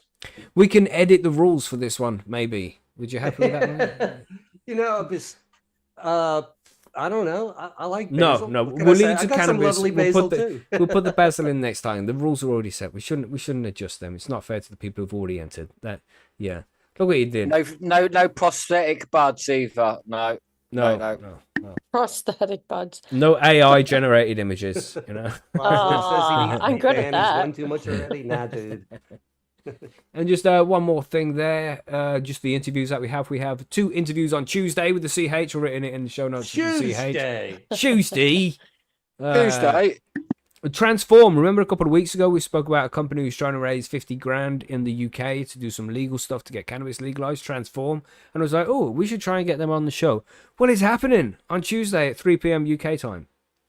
So yeah, if you're free on Tuesday, come and well, and you're a patron. You have to be a patron, of course. Then come and join us for this interview live. That's going to be very fun. And then we have a secret guest who was supposed to be on last week, but he dropped out because he wasn't feeling very well. And then he's penciled back in for Tuesday at our normal time. So we'll let you know who that guest is on the day. I'm betting he doesn't show up this time, but we'll just have to see. Yeah. But we're not gonna leak anything. You have a feeling That's he's right. not going to show up again? Maybe. Maybe. I have my reasons, but yeah, we'll see. Mackie And, knows my reasons, but yeah, That's right. We won't say anything because it will reveal it. We'll see what happens on Tuesday, everybody. But then we have one more interview booked there. Who's Marco? Marco, everybody, from the Brian and Marco show. Sweet. Yes. Spoken to Oh, Marco nice. in a while. Yeah, it's been a while, man. Legend. So he's going to be on the 22nd of August. He's going to come and join us. That's going to be a good one. I like Marco. Good guy, good grower. Lots of good info. Yeah. So that's everything, right? Any news to add on your side, Margaret? Sorry. With the bite No, me, anything to add? besides, yeah, I've just been, doing my thing this summer. Summer is always a little bit different, but aside from the huge news that I'm Margaret, not Marge, no, not really. Yeah, I remember watching a Christopher Hitchens video where Christopher Hitchens was talking about how he would never be allowed to be called Chris. And he says, my Oh, mother really? named me Christopher. That's my name. My name is Christopher. It's not Chris. You will call me Christopher. It's like, wow, It's Yeah, it's there's a nothing good wrong with thing. that. We just so nonchalantly just reduce people's names sometimes, and maybe it's not preferred that way, Yeah, it's true. Anyway, yes. So good to have you on the show there, Margaret. How about I that? feel like a brand new person. Well, that's all the news. Let's take a 5-minute break before we go on to the grow guides. Then let's do it. Let me click to the right screen. I'm not even looking at the thing here. Here we go. Smoke break. Oof. Chill, everybody. Chill. Yeah, what a nice episode of news. I think we had some good news stories there. I think we did good. That's Yeah, some it was all positive right. Stuff. It wasn't all bad. It wasn't all bad. Dubious links to cancer notwithstanding, Yes. but Yeah, I've seen some of those links before, and like I said, I think sometimes that's clickbaity to kind of I get know, their I'm like, position across thing. what's yeah. the point of that? Is that just to sort of scare people? I don't know, but every time I read those articles, I'm really careful because they keep talking about smoking cannabis. How long ago was this written? Do they understand that we mostly vape nowadays? Yeah. Other I'm ways just of getting a consuming. beverage. I'll be back in a second. I mean, I'm sure we still smoke and bong rips and stuff like that, but but dabs and everything else exists. We don't combust all the time anymore. Yeah, hardly ever edibles are really combust. popular. Yeah, Yeah, my that's what I combustion wanna hear. rates. What's that? Say again? I said that's what I want to hear. That edibles are super popular. And that's what most of the newer users were using that have been reported to use as well. So most of the newer Yeah. users are using edibles rather than anything The else. can of So, curious. Yeah, it's like smoking is kind of going out of fashion a yeah, little bit. yeah. Like Yeah. not just generally across the board, tobacco and everything. Kind of sad part about that, though. I don't know. I come from old school where when you first experienced Yeah, cannabis, the you old were smoking a sharing a joint. joint. Yeah, the old sharing a Yeah. joint between people was The a bit of a, first time you hit the Yeah. joint and you get that high and that first high buzz that you can't get that with edibles. So I'm just kind of like yeah. It's almost true. sad for the people who start with edible because you don't have that first experience the same way. Plus the passing around the joint sort of thing. Everyone man. share. You get different amounts as well. So obviously, like once you've had your limit, then you won't have any more tokes on the joint. So but you haven't committed. So when you have an edible, you're committed to the 200 milligrams you've just dropped. Like, yeah. Yeah. Come on, Billy. You don't So- remember back in the day, when they're passing the joint around and you feel you're brand new to the whole thing and a bunch of experienced people, and they keep going and I ain't chickening out. I'm going. Yeah. Oh, that's that's Yeah. exactly how you green out. Exactly. Yeah. Everybody does it at least once. But you learn your Oh, limit God, I that way. did. But at least with cannabis, you're not going to green out, unlike alcohol, like you could No. buy sort of thing. I think mine let the green out Cannabis, you was maybe sleep, man. 30 minutes, and then I got up and I was fine. Yeah, It's like, exactly. Yeah, Yeah, you feel pretty horrible and then yeah. that's it it. goes You're away fired relatively afterwards. Yeah. quickly. Yeah. You're always Like- going home, sort of thing. Exactly. Yeah. We used to call it Caspering. Either way, yeah, you're just gonna put your head down for a while, and in 30 Yeah. minutes, okay, I'm good now. But I'm dating myself because that's we called it Caspering because of Casper the Friendly Ghost. I know exactly what you were talking about. Some I'm people dating might myself too. It's always good to Yeah. explain it, just in case people make up their own shit in their Yeah. own heads. Yeah, Because you say you green out, but usually you get really, really pale and There white. was a bed manufacturer called Casper, so maybe that could be Yeah. bad. Caspering somebody. Ooh, proper whitey. Yeah. yeah. Oh, well. I've heard that one too. But yeah. Yeah, Well, I don't know. Yes. I was doing a lot of bottle tokes back in those days, like way back when. Oh. There was so many different ways. I mean, yeah, we used to experiment with different ways of smoking it, consuming it different ways. It's one also after people. the other, inventing the nowadays you can buy the shotguns. We used to have to make them back then, Right. get yourself the big tube and build yourself a bowl and stuff like that. And, oh my gosh, I can remember choking on some of those things. Blow you away, those things. My gosh. Plus, you don't want to lose the art of rolling a joint because that's sort of like a Neanderthal thing, man. All this technology. Once the technology Yeah, all those goes, Neanderthals with their rolling papers. Exactly. Yeah. After the EM pulse comes in and society is unraveling, you can still roll a joint and smoke it, right? Too right man. and all. Yeah, you got to be able to do that. Otherwise you're fucked, man. You can't roll yourself a joint. What are you going to do when the world goes tits up? You eat it. That's Exactly. What I. You You can still always got to eat it. decarb it. That's the problem. Yeah, well, you're going to there's- decarb it. Where You there's a don't will, know there's a electric. way. Well, I don't know. I've You always toast it over heard a that fire. In the That's ground.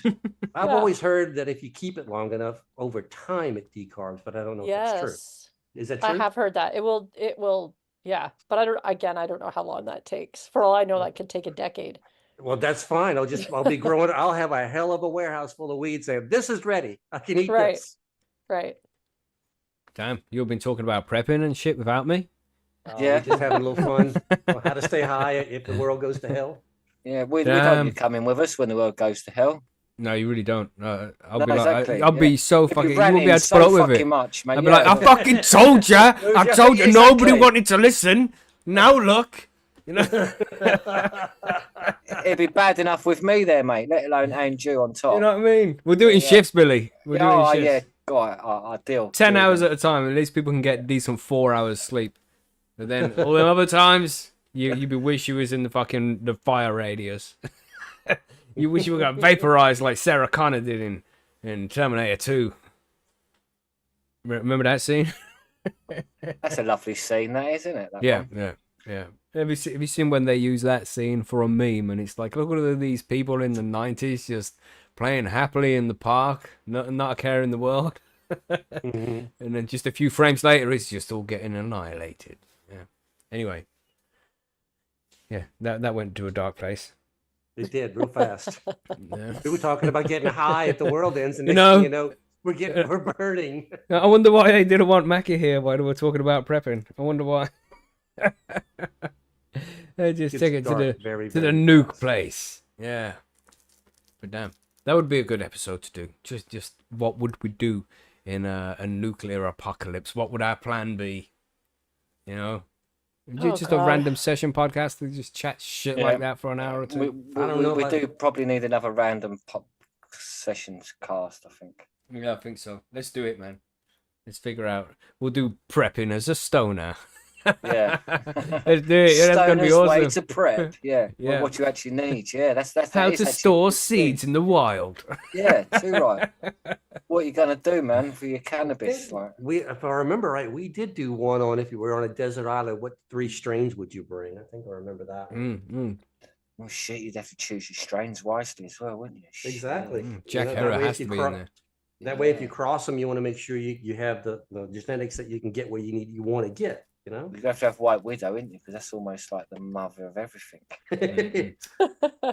See, just bringing that subject up, the stoners just immediately start saying, oh man, I got to have this. Everybody Yeah. has their holy grail weed. Yeah. Let us know, everybody. What's the 3 strains you would take onto the desert island with you if you was on Lost? If you was in the plane, and it came Edibles, down? tinctures, and cookies. Does that count? Now, you know what? I kind of have to be on board with the edibles thing simply because I know the duration of it, and I really do like the chillness of an edible high. I don't know. I know. I Only meant to say people- gummies, cookies, Only and tinctures, people but who are got to the aficionado point of edibles understand what I'm talking about with that. But you know, the way it just slides in and it's so Oh, fun and so it's the light. best. Yeah, see, she knows Giggity. exactly what I'm Giggity talking goo, about. giggity Yes. goo. It's so good. Just walking around, then, all of a sudden yeah, I'll be laughing and smiling at things. That boy, I'm high right now. I love that. Yeah. The other night I was watching the Olympics with my dad. I was high as shit and it was a great time. What's So You notice little things and you laugh about it. And you just it's a good thing. You don't worry about all the small problems. I love edibles. Yes. Yes. Nice, man. Sounds like a lot of fun. I wish there was a site we could go to where we could learn how to make lots of different types of edibles. Yeah, that'd yeah. be good, wouldn't it? Yeah. I think there is at bitemepodcast.com. Yeah, somebody we Oh, could that's actually ask right. on expert advice on how to make it potent and good, and you know, just somebody like that would be really handy to have on the show. Mm-mm. Nice, man. Yeah, check out the podcast, everybody. Are we all good? We all had a munch, drink, smoke. Are we ready to move on to the next section of the show here? And a good conversation and a chuckle. That's the best part. Yeah, that's good, man. Yeah, that Yeah, was man. fun. Good times. Let's move on. Yeah, let's do it. We ready, Billy? You here? Yeah, man, I'm sitting here smoking, so I'm cool. And of He's course, Margaret. practicing- Margaret He's is practicing here. his prepping. He's I am smoking. ready. Let's do it then. Let's go to the grow guides.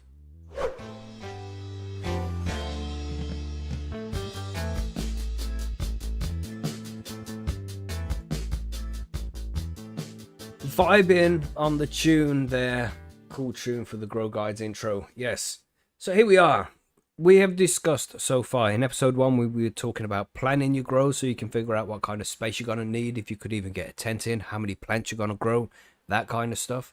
Episode 2, we spoke about equipment so you can figure out what tent to get, what kind of light you're going to need for a certain tent, what type of extraction, carbon filters, all that got covered. Then we had, what was it next? Medium next? No, was it medium or seeds next? Seeds. Yeah, I think it was seeds. So we discussed what seeds we would recommend, broke it all down. You understand what seeds are, what different types of seeds are, what strains to get. So that should all be sorted as well. Then we did medium, so you could decide if you're growing in cocoa or hydro or soil. So that's all decided. So you should have everything together now, and you're going to start your grow soon. That's about where we are, right? I think so. Last week we were on nutrients, and now we need something That's to right. feed. So we need to have something growing. That's right. So we're going in this episode, we're going to talk about the whole life cycle of what a cannabis plant goes through, from the seedling stage to harvest and all the different steps in between. So there's not much to it really. It's real simple, but it's just you need to know these things so you know what to plan for as these different stages come to an end and move on to the next one where veg ends and goes into flower and what to look out for and things like that. So that's what we're going to do today. We're going to cover all of that kind of stuff. Where do we start?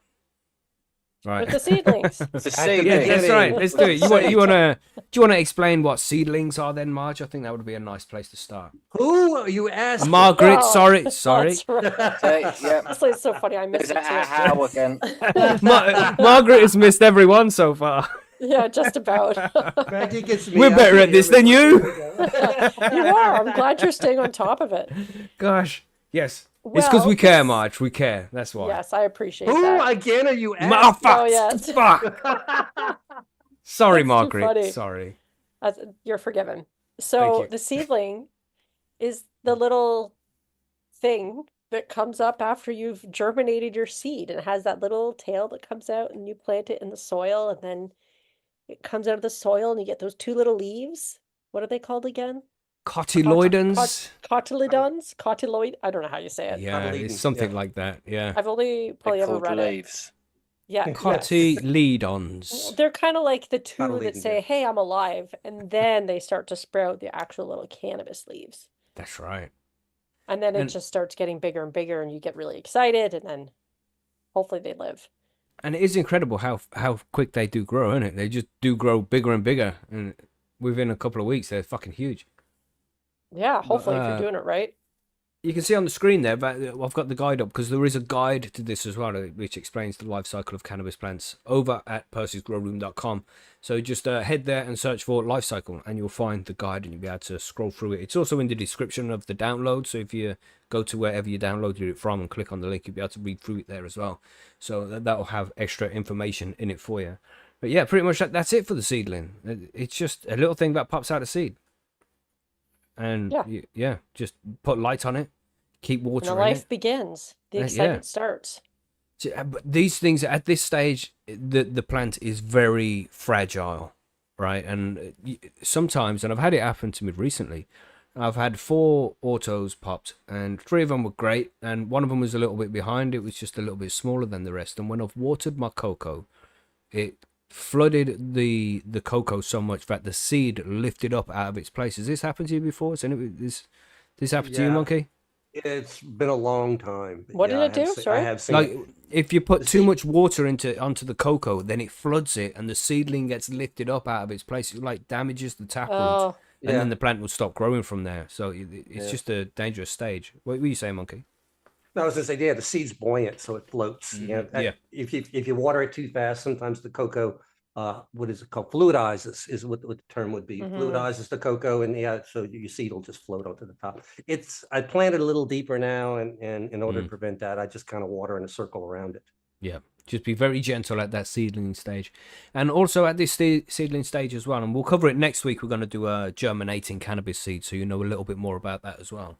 But at this seedling stage, you're going to have this little white taproot that you're going to plant into your soil or your cocoa or whatever you're going to be growing in, whatever grow medium you have. But if you're using a really strong soil, like living soil or super soil, there's loads of nutrients built in, and you can plant your seed in there and it can shock the seedling. So you have to be very careful at this stage. You don't want to put it in soil that's too strong. You want to using cocoa is a great way to do it because that doesn't have any nutrients in it. Because it's just easy to shock the seeds at this stage, isn't it? When they're really young, man. Yeah, you Yeah, can that also was- get, if you don't have cocoa handy, there's some seed starting mixes that have little to no Mhm. nutrients. Some A potting handful of soils. that. Yeah. Yeah, or you can take like a handful of peat moss with some vermiculite or Mm-hmm. perlite in it, and with something just like Macky said, a dead spot in the middle of your pot that it's not going to kill your taproot, Yeah. Were basically. you saying there, Margaret? oh, I was saying that I had the worst time with my seeds this spring, and you suggested putting it in something other than the super soil, which still didn't work actually. Uh-oh. Lame. I know. I ended Ah. up buying clones this year because none of my seeds took. I was just like, Damn. what the hell's Oh. going on? You But- need Did the better clones take? seeds. Did the clones Yeah, okay? they did. Mhm. But then I got started late this year too, so I don't know Mm. if much is going to happen with them Oh before well. Oh, it gets too cold. But they're still growing. I mean, they look good. They're just not that big. Yeah, it's just they're very fragile. You know, when you pop these seeds, very fragile for the first week or two, maybe. You know, it depends how quickly they're growing. But just be careful with them. Don't feed them too much. Just try and let the roots grow into the grow medium, and just keep them happy. You know, don't do too much. Don't try transplanting straight away unless you're in a really small pot. But that shouldn't be the case. Right. But yes, And that's and Macky hit it right on the head right there. And seedling stage is basically what you're going to have is a ton of root growth. So expect that seedling to move very slowly in the beginning. It's not growing up above, it's growing down below. So just be kind to it. Encourage the roots to grow and be patient. That's all you have to do. Mad Dog mentions in the chat here, he said, I now use 2 parts cocoa to 1 part living soil for seedlings. Thanks for the top tick, Mac. Yeah, because it's just strong. It's just shock the seed. And you don't want to kill the seeds. It wastes time. It wastes money. So, you know, just be very careful at that stage. But we'll go into a lot more detail about that on the germination episode next week. So the seedling stage lasts for a couple of weeks, maybe. You know, I don't even know when I consider the seedling stage to be over. Maybe when it has like a decent sized leaf on it. You know what I mean? Yeah, I was thinking exactly the same thing. Is it where you go 3 nodes, 2 nodes, 5 nodes? I think don't that's know. too far. You're just it all like 2 small depends. nodes, 2 big leaves. I think the official like the limit where the seedling stage is over is when it's grown a proper true cannabis leaf, you know, the 5 or 7 finger, the proper leaf, rather than just these little small ones which it has to start with. It's a couple of weeks, it's 2 or 3 weeks, maybe even 4 weeks for some strains. Well, it all depends because I mean, if I'm pushing in a cocoa grow, I mean, I've already topped. Like if I'm doing an auto, it's already been topped at least once in 2 weeks. You know, Yeah, one of those in 3 things. weeks, yeah, for sure. And by 3 weeks, it's been topped at least twice, maybe 3 times. You know, because with autos, you got to move quick. So what I do you don't say then, know. Monkey? Well, what's your stage? When do you say seedling stage is over?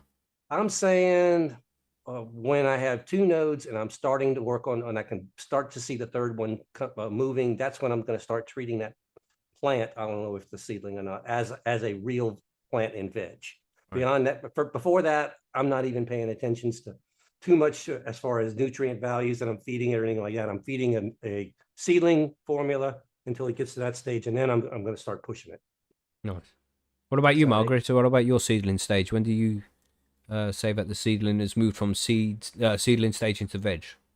It just has like a look about it. That's Yeah. how I tell. It don't look like You a baby just- plant anymore, you know? Yeah, exactly. It doesn't look like if you like, I don't know, if it got out in a windstorm, it wouldn't die. I don't know. Yeah. What I do you don't have think, any Billy? scientific way of telling. I And just none of know. us do. That's the beauty of it. you know? yeah, it's Okay. yeah, it's when you want to treat it real. That's it. Yeah. What are you saying, Billy? When do you consider yourself to be out of the seedling stage? I think when it's about ready to be topped, sort of thing, when you're thinking that Yeah. way, I think that's when you know it's all like. Then now it's sort of like reaching the veg stage. Do I want to top it or do I not? Sort of thing. That's or transplant it into bigger pots and stuff. That's when you just know when it's not seeding no more. When it's a bit bigger and stronger. Because some might not just take like 2 weeks. They may 2 take like 3, weeks? 4 Yeah. weeks. Like so, yeah. It depends on Yeah. on everything. So we're all kind of in the same boat here because Macky, you talked about the leaf formation, and the first leaf is going to be a single finger, and the second node should be a 3 fingers, and the 3 fingers is close to being, and the third node is usually 5 fingers. So we're all talking about the same thing. When you get a regular cannabis leaf is at the third node, and Billy and I and Margaret, excuse me, I got it myself that time. We're all Yes, thank talking about you. the same numbers though, so we're just using different criteria for assessing here, but we're all doing the same thing. Yeah, man. Yeah, it's 2 or 3 weeks on average, and that seems to be about right. And then it moves into what's known as the vegetative stage. Now, for a photoperiod cannabis plant, if you keep it on 18 hours of daylight and 6 hours of darkness per day, 24 hours in total, then it will stay in this vegetative stage, is what it's called. And this is only for a photoperiod plant. Bear that in mind right now. But this is, you can keep it in veg for a long time, and this is why a lot of people prefer the photoperiod plants, because you can veg them for ages and get real huge plants out of them if you plant them at the right time. But you have to veg them for at least 3 to 4 weeks, depending on the strain. I mean, it can go up to like 5 or 6 until it reaches maturity, right? It all depends. I mean, if now, it's possible if you want to, that you can start and go straight 12-12 and do a micro grow, but that's an entirely different show. I don't know if we want to even start talking about that today. No, But not right now. typically, an average, you're correct though, an average cannabis grow, if I'm going to grow a regular plant, I'm going to usually veg it for about a month. And then I'll flower it for about 2 months. And that's after the 2 or 3 weeks of the seedling stage, right? So 2 or 3 weeks seedling stage, and then vegging for about 4 weeks, right? And then flowering for about another 8 weeks after that. Yeah, 8 to 12, depending on that. Yeah, So it's and that usually gives me a cycle in my tent of about a 12-week cycle. From germination to maybe harvest. Yeah, I do about the same as well, because we are both cocoa growers as well, so we grow both very Right. similarly. So Yeah. I do about the same. 2 or 3 weeks of seedling stage, 3 or 4 weeks of veg, pretty much until it's filled enough of the growth space, Right. What about you there, Marge? What's your plan? Margaret, sorry. What about you, Margaret? When these how long do you veg for? It depends on what I'm doing. Like right now, I'm doing outdoor, so I'm just following the sun, and it'll do whatever it wants. But Oh, very true. Nice. yeah, so it just depends.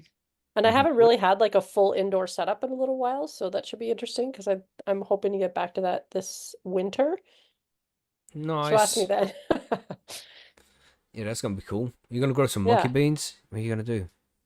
I don't know yet. I got to get some beans to actually like get past the seedling stage before I can really plan that out. So we'll see what Well, happens. let me know if you need beans, but I know you have a few other people that that have beans as well. So Yeah. whatever Yeah. you need, just let us know. Appreciate that. So what are you saying, Billy? What about your seedling to veg? When you go from veg to flower, how long do you veg for?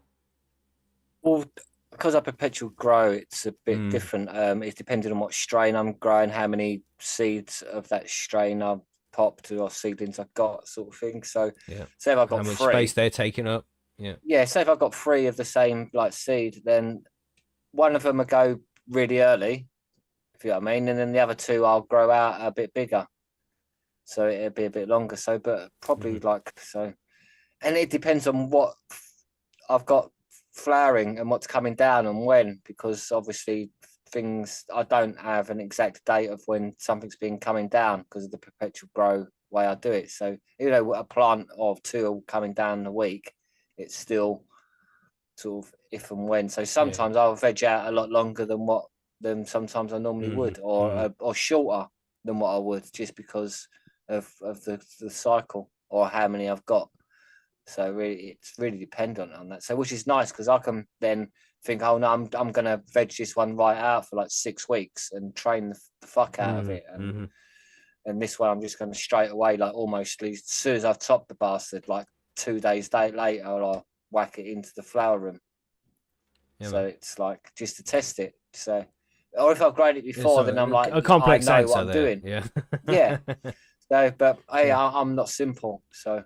Yeah. But that's how I grow, if you know what I mean. So if to grow perpetually, you sort of have more scope over what you're doing with each individual one, which is what's nice about it, if you know what I mean. Yeah. So that's what makes it different in the vegetative stage. You have more control over each individual plant now. That's why I like it as well. So where do we go next? Because we covered veg there. Well, not really. We can go into more detail with veg. Excuse me. This is when you can do the topping and the training. You want to talk about that, Monkey? You're saying? Yeah, that's what I was going to go in. And veg, that's what you're really going to be focusing mostly on in veg, is shaping your plant, and that depends whether you're going to be using a scrog net or you're growing sea of green. You maybe you want to be doing LST or possibly maybe mainlining or something like that. You may have your own training plan that you want to do. Maybe grow a bud stick. Who knows what you want to do? But all of this shaping and planning for the future, when you have flowers, this is what you're going to do during the veg phase. And most growers, what your intent to do during veg is to try and get the top of your plant, what's going to be the canopy of your plant when the flowers come, as flat as possible. So you start training it using any method that you want, but the flatter you get it, that means the more even that your light's going to be hitting the flowers and the higher quality flowers you'll have when the bloom cycle comes. So Mhm. during the veg stage, this is what you're going to be doing. It's actually my favorite part. Some people Yeah, hate training. To same. me, I love training because I can do anything I want with that plant. Mhm. You know, so that's what it's great. You know, I can't tell you how much I love that. I hate Yeah, that's the I fun hate bit. flowering. It's You know, boring. yeah, then you just sit there and watch them for That's sure. all you do. Yeah. With that stage where you're doing Yeah, the scrog and the training, where you're in there every day doing shit with your plants, that's definitely a fun stage for me as well. I enjoy that. You were saying, It's the Billy? artistic. It's artistic, man. That's what you get at. You know, that's when you're when Mackie's gonna show up in your tent because that's the way you do it. I love it. so Sorry, that's Billy. what I really love about how I'm perpetual growing, because each plant I can treat like I can LST in a different way. I can try all different techniques all at the same time in going on in my tent. So it just makes it like an exceptional learning experience as well as fun. So it's like, yeah, I've got like 3 different growing techniques going on in my tent right now, as 4 even, really, I would say, possibly 5. Great then. So this Yeah. this whole But vegetative stage, this is in the natural habitat the cannabis plant has developed, so it gets the longer days during spring and summer as the days get longer. But then as it moves back into the end of summer to autumn time / fall, then the days are getting much shorter, and at that point the plant begins to flower. So when it gets less than 14 hours or 13 hours, it depends on the strain, but most growers would just make it nice and simple and just do 12 hours darkness and 12 hours light every day to simulate the end of summer and autumn for the plant. And at this stage it begins to flower. And it doesn't flower straight away. I mean, this is called flipping the plants, because you flip the lights to a different light cycle from the 18:6 to the 12:12. And yeah, we call it flipping, and then that's when the plants will begin to flower. But it takes so you about don't give them the middle finger then? no, we do that too if you want to. Your plants, you know. I don't recommend it No. Okay. personally. You should They never may flip may off. give it back to you. You never know. That's right. Mhm. It'll hurt me, I think I heard. Oh yeah, that's right. That's a surefire way Yeah. to be You homey don't want in to your piss off the plants. ladies. I'm sorry, but Yeah. She'll just grow one of those manes really tall and give you the finger straight back. that's right. I thought the ladies liked it when you give them the finger, though. Oh, now we're going there. Yeah. Right. So when That's we outdoor sorry, Margaret, you were saying No, it's okay. you're just being crazy. You smoke too much cannabis. You know? That's it. But this early flowering stage, this is an important time for most growers, because this is where you're going to be able to distinguish the sex of the cannabis plant. There are 2 sexes of cannabis plants: a male plant or a female plant. Nothing in between. Don't flag us, YouTube. But anyway, so a male plant, you don't want those unless you're going to be breeding cannabis. You don't want male plants. They're going to produce pollen, and if they get onto the female plants, it's going to produce seeds. And seeds are not good to have in your bud, because sometimes you'll smoke them accidentally, but it can also reduce the potency of the buds as well. So you really don't want to get that pollen onto you female buds. This is why most people will be growing with feminized cannabis plants. So you, as we explained in the episode about seeds, the feminized cannabis plants, 99% of the time they're going to be female plants. You won't get any males, but you can occasionally get hermaphrodites, and it's just good to keep an eye out on the flowers that are being produced by the plant to make sure that none of those are male and they are all female. So you want to Now, explain what they look like, Monkey? You want to go to that? but I wanted to go ahead and touch base because we do get frequently over at Percy's. Some people will come in there all freaking out because their plant may have hermied and it may be seeded. We definitely, as home growers, don't like seeded bud unless you're trying to make seeds yourself. But just because a plant hermied and you have a few seeds does not mean that that bud is not any good. You can still remove the seeds and smoke the bud just fine. So please don't freak out. Everybody's had it happen to them once or Yeah, man. twice. I have. I've been there. I I've have hermied a recently. plant, millions of Mhm. fucking seeds out of it. That's an exaggeration, of course. It's not really millions, but you know what Right. I'm saying. Too many. I do. I do. And Instead, you it never was know. good weed, Some- though. You know, you can't complain, Yeah. man. You'll be all If right. it's all you got, don't worry about it. Just smoke Mhm. it. But if you have excess and you want to trash the plant, that's fine. But just don't freak out. But anyway, what were we going to talk about now? The what? The early flower stage? Is that where we're going? Yeah, just identifying the sex there. Yeah, making Oh, sure I that see. it's not male or female. You know, or Typically not male but female. Typically, first thing you're going to see is as the plant matures out of its vegetative state and moves toward the flowering stage, the nodes, the left and right branches of the plant are going to start offsetting a little bit. That's when you're starting to see the plant is now sexually mature. And usually around that time, you're going to start seeing at the nodes, right where these branches meet the stem, especially if you've already flipped the plant. But watch those nodes very carefully because that's where your sex is going to show up. If it's a female, you're going to start seeing little white hairs come right out there in those armpits. And it's going to be on a little bitty kind of a ball looking thing. It's kind of a teardrop shape. And it's going to have a little white hair that comes out of the top of it. It's called a calyx. That's an indication that you have a female. Also know that the calyxes also have little small trichomes on them. They're sticky. So that's a great way of also knowing that's a calyx. That's a female. It's got the sticky parts on it. If it's a male, you're going to have a slightly different look on it. Usually what you have is a very small stem that comes out and it's something that looks like a tiny little melon. Very, very small little ball comes out. They're usually green. Sometimes they're green with speckles on them. Who knows? But they usually come out like at one at first, and then you'll see a cluster of 2 or 3 of them. Those are male flowers. They will not have the little white hair coming from them. And they're also smooth. They don't have the trichomes on them. Those are your male flowers. Yeah. Now that key thing is the white hair, isn't it? If you got that white hair, it's female. If you don't, then you've got problems.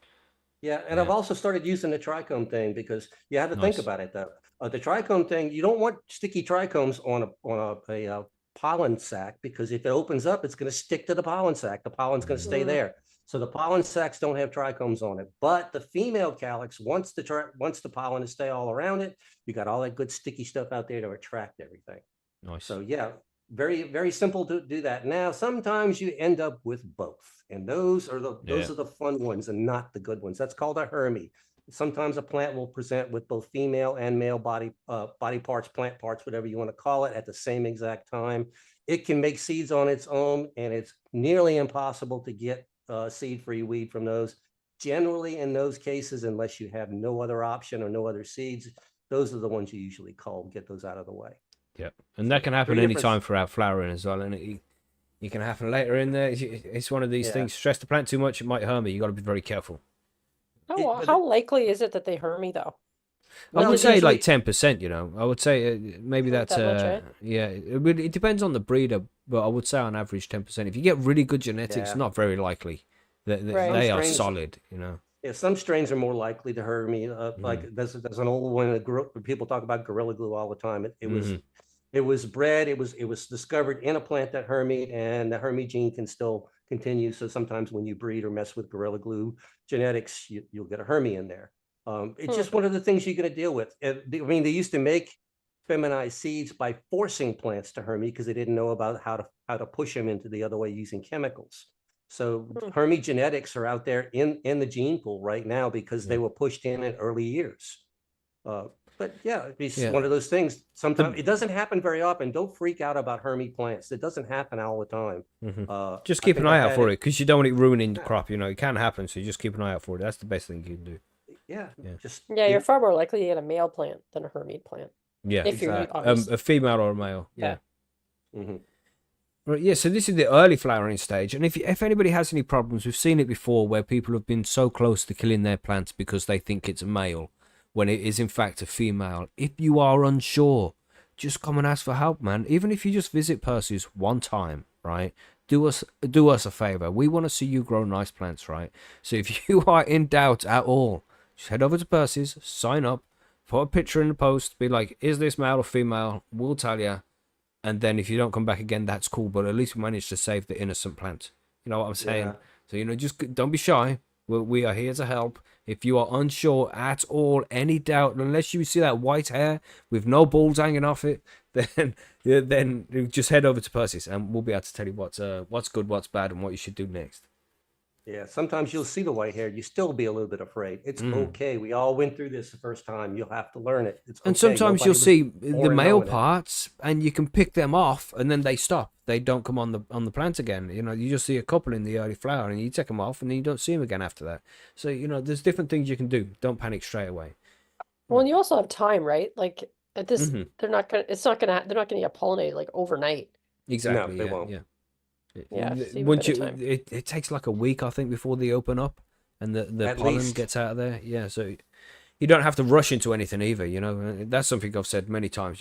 Nothing's going to happen in 24 hours. You know, if you see something wrong with your plant, you got 24 hours to try and figure out what it is, and it's better to fix the problem you actually have rather than just guessing and hoping that you get it right. So, you know, if you think you see balls on your plant, come and take pictures and let us know. Yeah, seeded weed sucks, but it's not the end of the world, guys. So yeah, just work with it. So up until now, you would have been feeding your plant these grow nutrients that we spoke about last week. You know, the Sensi grow. You're feeding up until the flowering starts, until you start to see these flowers form. That's how I do it. It's a bit controversial. Some people like to, as soon as you flip the lights to 1212, they introduce the flowering food, the Sensi bloom or the PK 1314. You know, like we said in the episode last week. Listen to the one about the nutrients last week if you're wondering what we're talking about. But from here, when you start to see these flowers forming, it's going to need a little bit different type of nutrients. Doesn't need as much nitrogen, needs more potassium and phosphorus. So at this point, you're going to introduce the bloom newts, or you know, whichever one it is. You know, the Dutch Pro. There's so many different ones. At that point, you just what I'm gonna say here. I don't know how to explain it properly. I mean, you've moved over to the bloom newts, right? And then Yep. you're just pretty much gonna grow it for 6 to 8 weeks, maybe 10 weeks, depending on the strain of what it is. You're just gonna feed these bloom newts to it until it finishes. Really? Yep. That's if you're using any type of a media that needs to be fed. If you're using water only soil, Mm-hmm. you're just going to keep watering and let it go. Yeah. Either way. There's really, like Monkey said earlier, it gets quite boring when it gets to flowering. Once you've identified that it's a female and you know there's no male parts, you just let it do its thing at that point. You just you give it the food that it needs if it needs it. You know, if you're in living soil and super soil, it won't need it. But if you're feeding salt-based nutrients, you're gonna have to add the PK and the bloom newts and shit like that. Yeah. But it's pretty straightforward after that, isn't it? Exciting day is, I turn the plants a quarter of a turn. There you go. That's what I accomplished during the day. Go in there, spin the plant, leave. Yeah. That's it. So boring, but still fun to watch. And at Yeah. this point as well, I don't know, it's really easy to, especially for new growers, don't be touching your buds and shit like that.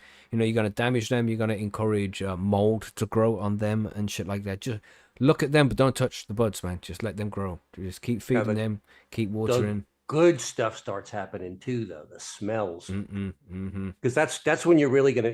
You do get a few smells during veg. You can do some stem rubs and things like that. But when you start seeing flowers form, now you're gonna actually start getting a sense of what you're gonna have in the end, and it's gonna evolve as the plant gets older. The smells are gonna change, get different. But yeah, doing stem rubs and just the odors that.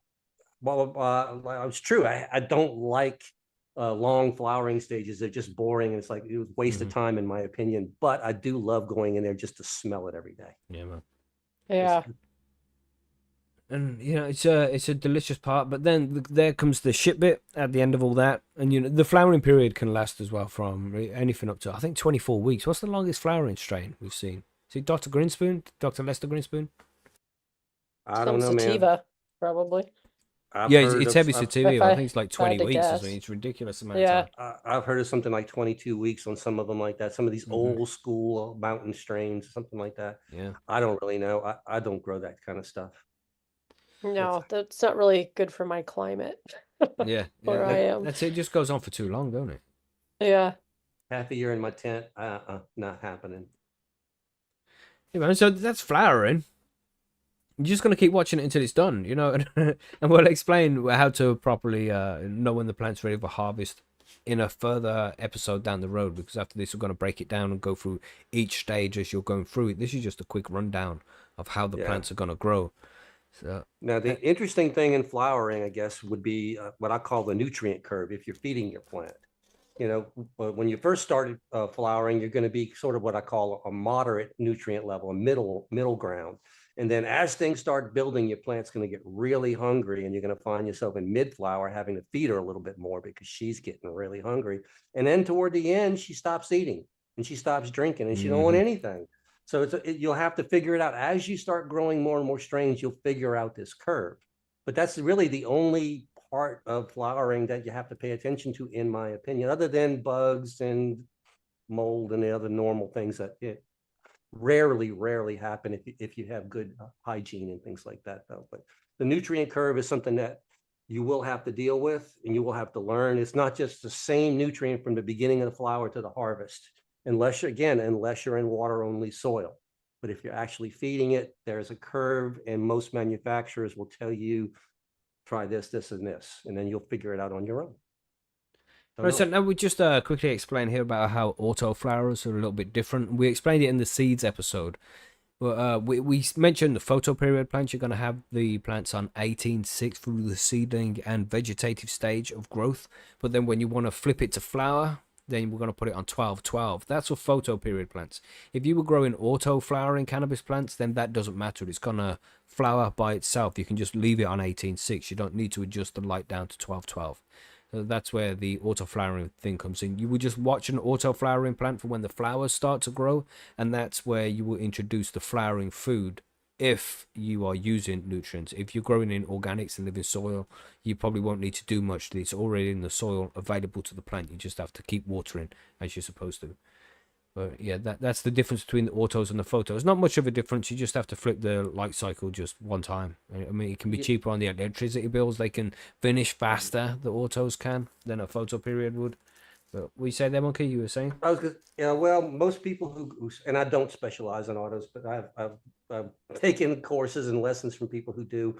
And most people have told me that you need to cut your nutrients even further for autos in late flower, or else you can end up with larvae buds in a lot of cases. So just be aware that autos eat less, so they need less.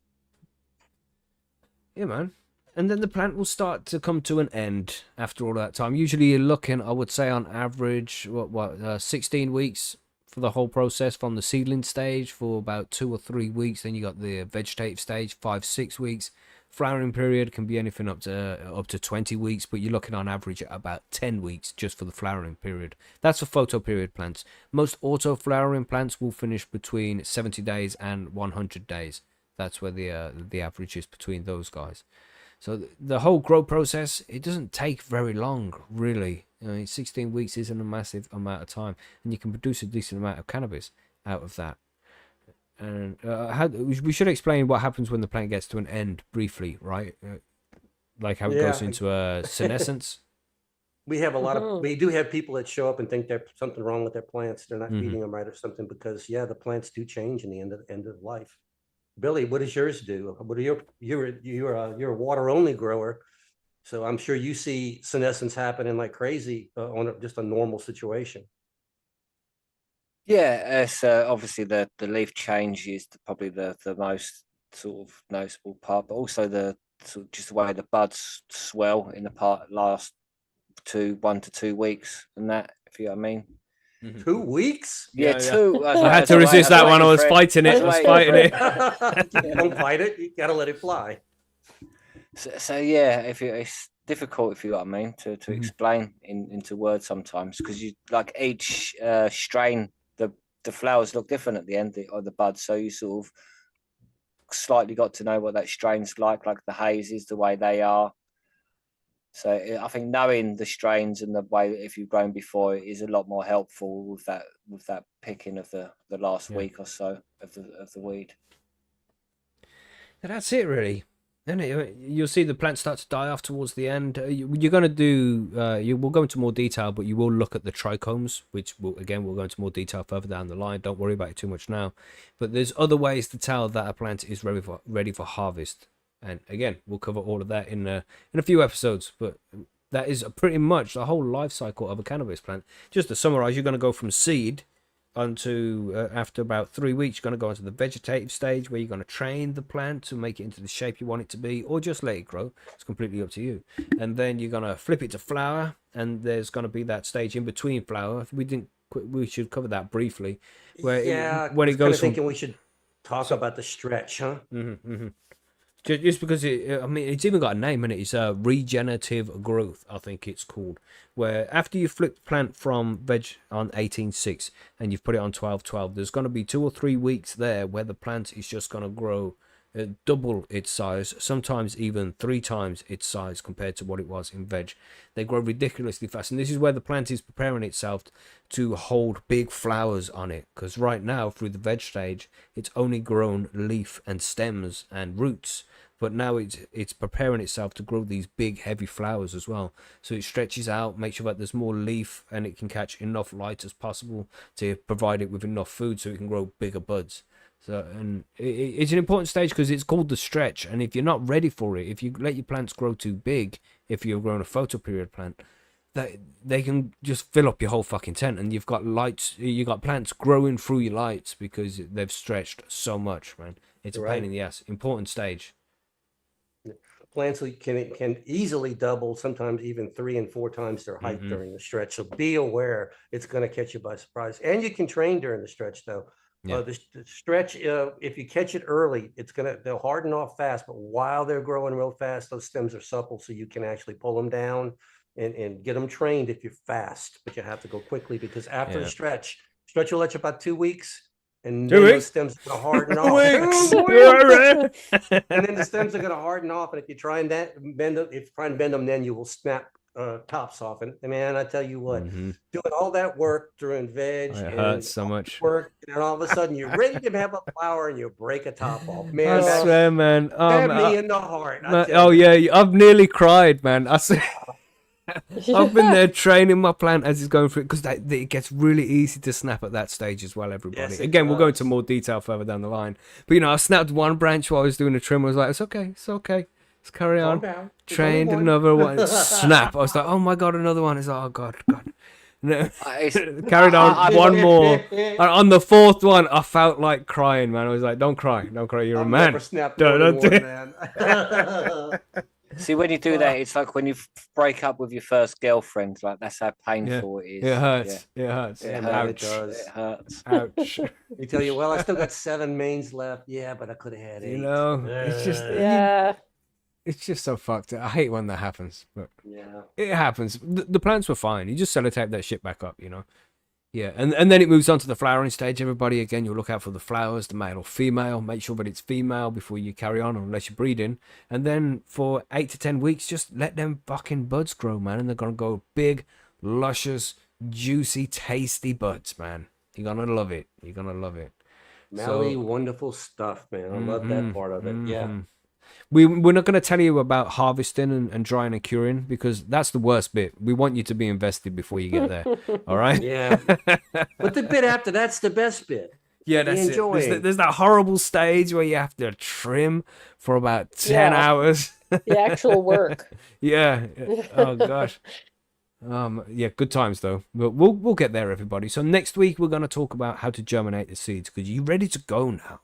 If you started from episode 1 up until now, you are ready to grow some fucking cannabis, man. I hope you're all excited. I hope you're ready to go. You've got your seeds ready. You know what medium you're going to grow in. You've got your nutrients ready. You've got your tent set up. And you're ready to germinate some seeds. So that's what we're going to cover on next week's Grow Guides, I think. We're going to talk about the best techniques to make sure you're getting 100% success rate with your germination of your seeds. So it's very easy to do. You keep it simple, like everything else. Keep it simple and it will be successful. We'll tell you more about that next week. But is there anything else to add here regarding the life cycle of cannabis plants?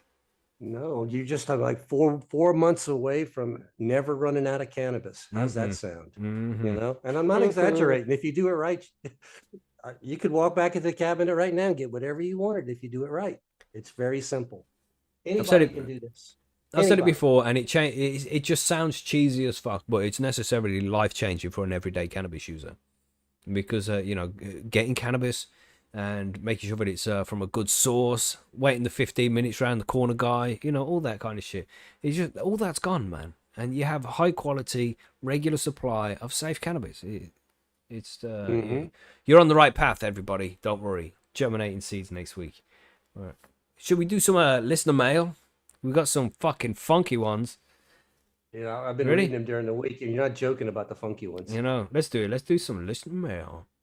This is where the tune kicks in the edit. It's a nice tune, man. It's a nice little piano jingle. I hope you all like it. But I've never heard it. Yeah, man, it's good. It's good. I like the listener mail. Hit that like button if you've heard the listener mail thing before. Yeah. Anyway, so from How Grow It, we'll oh god, I thought we was going to leave this one till last, but we're here now, so let's do it. Here's Jeez. one for the panel. Everything on Earth is made of atoms. It stands to reason that we are then made up entirely of atoms. That means our brains are made of atoms. Does this mean our thoughts and memories are made up of atoms and have physical weight, no matter how small? If we forget something, do we get lighter? And if we learn a load of new things, do we get heavier? Fuck, bro! But maybe it just balances out because we forget things all the time and we learn new things all the time. So in the end, nothing really happens. Oh, in the end, it doesn't even matter. Is that what you're Right. saying, Marge? Copyright. Simulation theory. Copyright. Yeah, I mean, Yeah. there's so deep you can go with this. There's some theories, right? 'Cause I like this kind of talk and I like to look into this shit a lot. But there's some theories that the brain is just an antenna, and our thoughts and our consciousness are coming from somewhere else that's being picked up by this specific antenna, just like a radio does on a certain frequency. I like that kind of thought because realistically, you're right. Memories are just chemical equations inside the brain that make an imprint somehow, and all chemicals are made up of atoms when you break it down to the lowest of the low. I mean, you can go down to the quarks and the gluons and shit if you want to go further than the atoms, but realistically that's what the fucking memories are. They're just some chemical imprint in our brains. How the fuck does that work? And you can remember some crazy shit from a long time ago, you know what I mean? I can remember shit from when I was young, like below But 10 then how years much have you old. forgotten? Oh yeah, for sure. But then is it Yeah. really forgotten, or is it just in a place where you don't use it? Because you know sometimes you just randomly think, "Oh my god, remember that?" And you That's haven't true. thought about it for 15 years, man. But then that memory pops up in your head and you're like, "Oh fucking hell." Just and not even something triggers it that you're aware of anyway, but it just happens that you get this fucking memory. Like, oh Well, there's also yeah. that people with dementia, different types of dementia, often like forget a lot of stuff. They'll forget who you are, even though you're a sibling or a spouse or whatever. But then they have really sharp memories from like the long ago past. It's like they're accessing a part of their brain they haven't accessed before. It's a good question, isn't it? From How Grows It here. This is a deep one, man. What do you all think, everybody? We want to know what you think. I know what I think. Like What you because saying, Billy? atoms, because like I've seen it says atoms are mostly made up of negative space, like empty. So most people's brains are empty. From what you see online, I think that's definitely fucking true. That most people's brains are full of empty space. I think Yeah. you're correct, man. That explains a lot. What do you mean? Negativeness If, on this, of you know? course, I'm correct. Yeah, good question, man. Did you add something to this, Margaret? What do you think about this?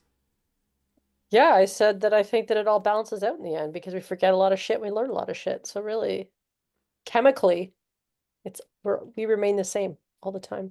True, that's the conservation of mass in thermodynamics. You cannot create or Exactly. destroy mass.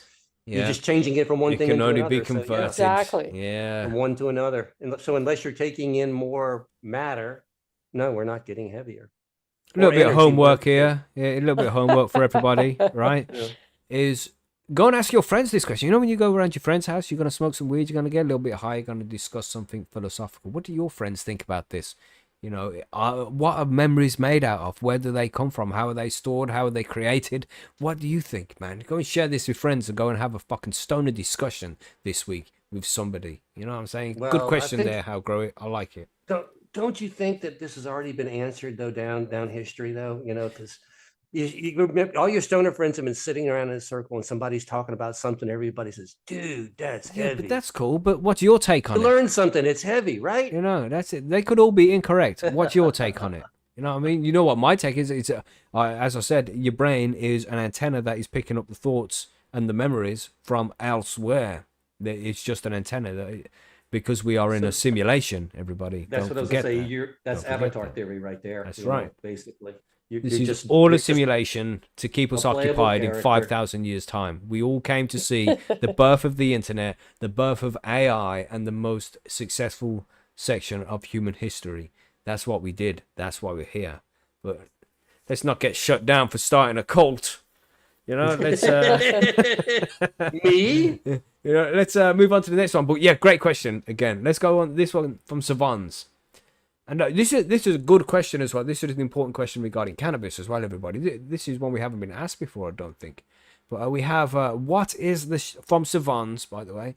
What is cannabis shelf life? Good question. Cured flower stored in a dark area in tight, airtight containers. Decarb flour, same as above. Extracts made from decarb flour, butter, and various oils. Well, yeah. So I don't know, man. A year, 18 months. I No. think if it's flour, if it's stored properly, it could be 18 months, right? Yeah, still gone- some people cure their flour for like 6 months, up to 6 months after they've dried it. That's me. Right.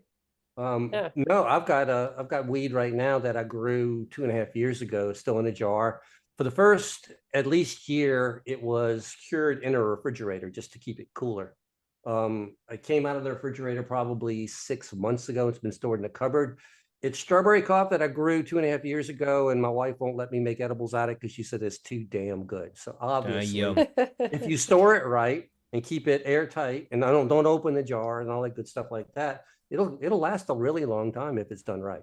But she swears by it. I said, is it that good? Oh yeah, you can't have this. So okay, whatever. So you're saying it like 2 years plus then if it's stored properly? I've gotten 2.5 years out of it. I asked her about the flavor. She said it's fine. What she did say was that it used to be much more energetic, and now it's, as you can imagine, much more sedative now. CBN, yeah. Yeah, CBN's it's kicking in. the cannabinoids are starting to convert a little bit, but Right, but it was a Yeah. sativa before, and now it's a hybrid. So there you go. yeah. Okay. Huh. I would assume that's the same for decarb flour too. I think how you store it is going to have a whole lot to do with it. Yeah. I've used some pretty old shit before, so you know. And the oldest weed I've smoked is it's not like I did it on purpose, but I packed away my grow tent one time, stored it away for like 6 to 8 months or something. And then when I opened it back up again, there was a bud in it. I was like, no way. So then I smoked that shit, and that was like, I don't know, 8 months. That's a long one. That's not that bad. It was nice. Was though. it stored properly? No, it was just wrapped up in a Oh. grow tent, man, and stuck in Right. the loft. Oh. But it was still nice. It was still nice. Yeah. Yeah, I Yeah. mean, 2 years is good. You can, if it's stored properly, you can store anything for a long fucking time, man. I don't think you need to worry about it too much. And it seems to only get better with age as well, if it's stored properly too. You know, that CBN kicking in, the THC converting into the CBN, so it's more of a couch lock heavy stone like that, and the terpenes are maturing and combining with each other to come up with these different flavors. Frenchy Cannoli said he had this type of hash that he would bury in his back garden for 6 months because it would go from one flavor into another, and it ended up as like a chocolatey flavor hash. You know, so and that just, you know, the terpenes just, they combine and do different things as time goes on. So figure out what's good for you. What you're going to do, you're going to be like, oh, this weed's been here for 18 months. I'm going to throw it away. No. You know, just keep it as long as you can. And if it does get bad, throw it in some edibles.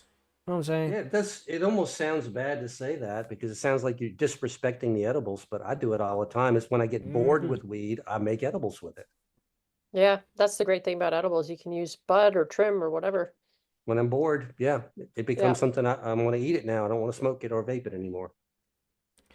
Right, And your good extracts question. made from flour too will last quite a while if you store it properly, like in the fridge or something. Doesn't last that long for me. Well, yeah, I don't mean either. Make it by the pint jar, and I'll get a couple months out that pint. You got to have another one. Yeah. Right then, so one more to wrap this up. We have one from Phil Me Bowles. You know this guy, everybody. He sends us in a question every week. Well, Phil, this week he had his grandson round, and they watched what's it called, Charlie and Chocolate Factory. You remember that TV? And there's different movies Yeah. of it, but we encouraged him to watch the original with Gene Wilder. You know what I'm saying? So yes, good movie. But he said he was going to dress up as an Oompa Loompa. So yeah. Anyway. Let's read this. You may have heard this, but scientists in San Diego say they found 3 related chemicals in chocolate that affect the same parts of the brain as if we'd been smoking our favorite cannabis. My question to all you is, here we go. Do you think that Oompa Loompa that are working for Willy Wonka are doing so because they like to get faded off chocolate? Or are they being taken advantage of by Mr. Wonka because of their chocolate addiction? P.S. I love how grows it question. P.S. Macky, Oompa Loompa orange face makeup is hard to get off and don't use good towels to remove it. Thank you, Phil, for that public safety announcement at the end there. The PSA. You know, yes, don't be putting Oompa Loompa. You'll end up looking like Trump or something. Don't do it. Yeah. Yeah. So I don't know, man. Yeah, I think the Oompa Loompas were working there voluntarily, but you know, it might have been a communist state that just made it feel that way. I don't know, man. What do you think about it? You also in the original Charlie and the Chocolate Factory, right? I have. It was a gazillion years ago, though. But in my opinion, the Oompa Loompas were there in the first place because they were super into chocolate and obviously loved it. But then they get in there and they realize Mr. Willy Wonka's like kind of weird and stuff. Nah. And he takes advantage of them. So Oh, in what way? Are we gonna get Well, not flags that here? way. Dark. You know? just your classic- Allegedly. I didn't mean it like that. Mr. I Oompa just Loompa on meant his doll. Show me where he touched to. I just meant your typical capitalist exploitation of the workforce. That's what I meant. It's so he gets them in Like there. UK style, you mean? Like Yeah, promising like, oh, for all the free chocolate you could ever want. And then they get in there and they realize, but it's like 18-hour days and there's no time off and like all that stuff. So they're like, yeah, this actually sucks. But you get to eat chocolate while you work 18-hour days. Yeah, but there's no health insurance either. And a lot of them get But- really sick but because you they're have eating chocolate. nothing but chocolate. And that really affects their health in a negative way. So, you know. Are you a unionist for the Oompa Loompas or something, Margaret? I think, if they got together, then yeah, maybe they could fight back against Mr. Willy Wonka and his evil ways. Do you use any of his chocolate in your edibles? Is the other question. Yeah. Are you I don't incentivized? use- Oh, yeah, are you asking for some sponsorship in nudging? Wink, wink, wink. Give me some. I do not sponsorship use and I'll Willy show 'em. Wonka chocolate. Yeah. I've got a in golden my ticket. baked goods. Actually, I don't use Nestle chocolate either because I like They Nestle also- chocolate. We should have They a clap for that one. exploit- Yay! a lot of their 'Cause they're Yeah. farmers. Well, I don't know, man. Maltese is too good for me to care about that. Yeah, that is a good point, Macky. Though. You know what I Yeah, mean? Maltesers. It's like, yes, I would just eat these anyway. That's just the way it is. Does Nestle make Maltesers? Yeah. Maltesers, whatever? Malte- Oh, they do, eh? Do you have Maltesers in Canada? Oh yeah. Oh, Yeah. God. My favorite thing to do with Maltesers is stick as many as possible in your mouth and just wait for them to all melt. Don't chew. Right. Just wait. Yeah, that's some good shit. Oh, now I want Maltesers. Bastard. Okay, we're not going to get Maltesers, though, because it's too late. Anyway. That's right. So, and Nestle yes. sucks. Yeah, Nestle sucks. Hashtag boycott Nestle. Yeah, there we go. Woo. But I think that's everything. We have all the no, is there anything to add to that Willy Wonka question? No. No one touched that one I with a think 10 we foot ended pole. that one there properly. Like, yeah. Yeah. Yeah, I don't think we'll ever really know the true story unless they do an expose one day, but One day we'll find out the truth when the CIA releases the files. exactly. Yeah. Good times. That's everything. Let's go to the outro then. Are we ready? Yeah. Let's do it. And of course, everybody, if you have any questions, head over to percysgrowroom.com. We'll help you out over there. Not questions like Phil's question. All right. Or like that other deep fucking mind-blowing question we had from How Grows It as well. Anyway, let's go to the outro. Gosh. That was hold on, let's fade this tune out here. More professionally. There we go. Yeah, it's faded.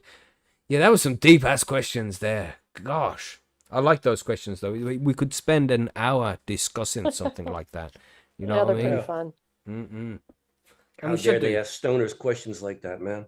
Yeah, I love it. I love it. And like I said, we should do a special show on something like that. What did we say we was going to do it on earlier in the show? Remember? I remember do when it- recall.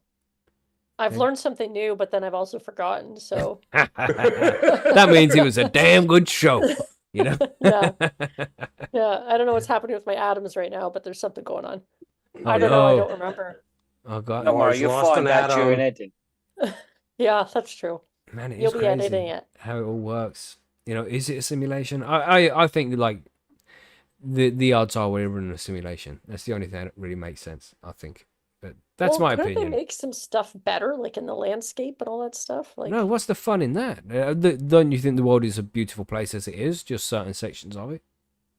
You've got to go out there to find the beauty. You know, that's why it's part of the game. oh, If I it was see. easy to get to, I you wouldn't see. appreciate it in the same way. I guess I need to go on more side quests. Yes.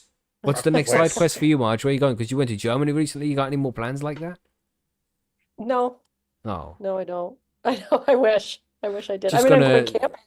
oh, cool. Yeah, but Oh. that's. I guess that's a side quest. That's still a side quest. Yeah, I've been thinking about doing some camping Oh. recently, but it's like I don't think I really like it anymore.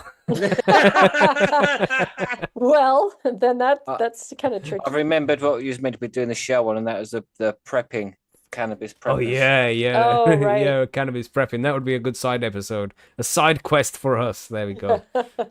Just talk about some prepping shit.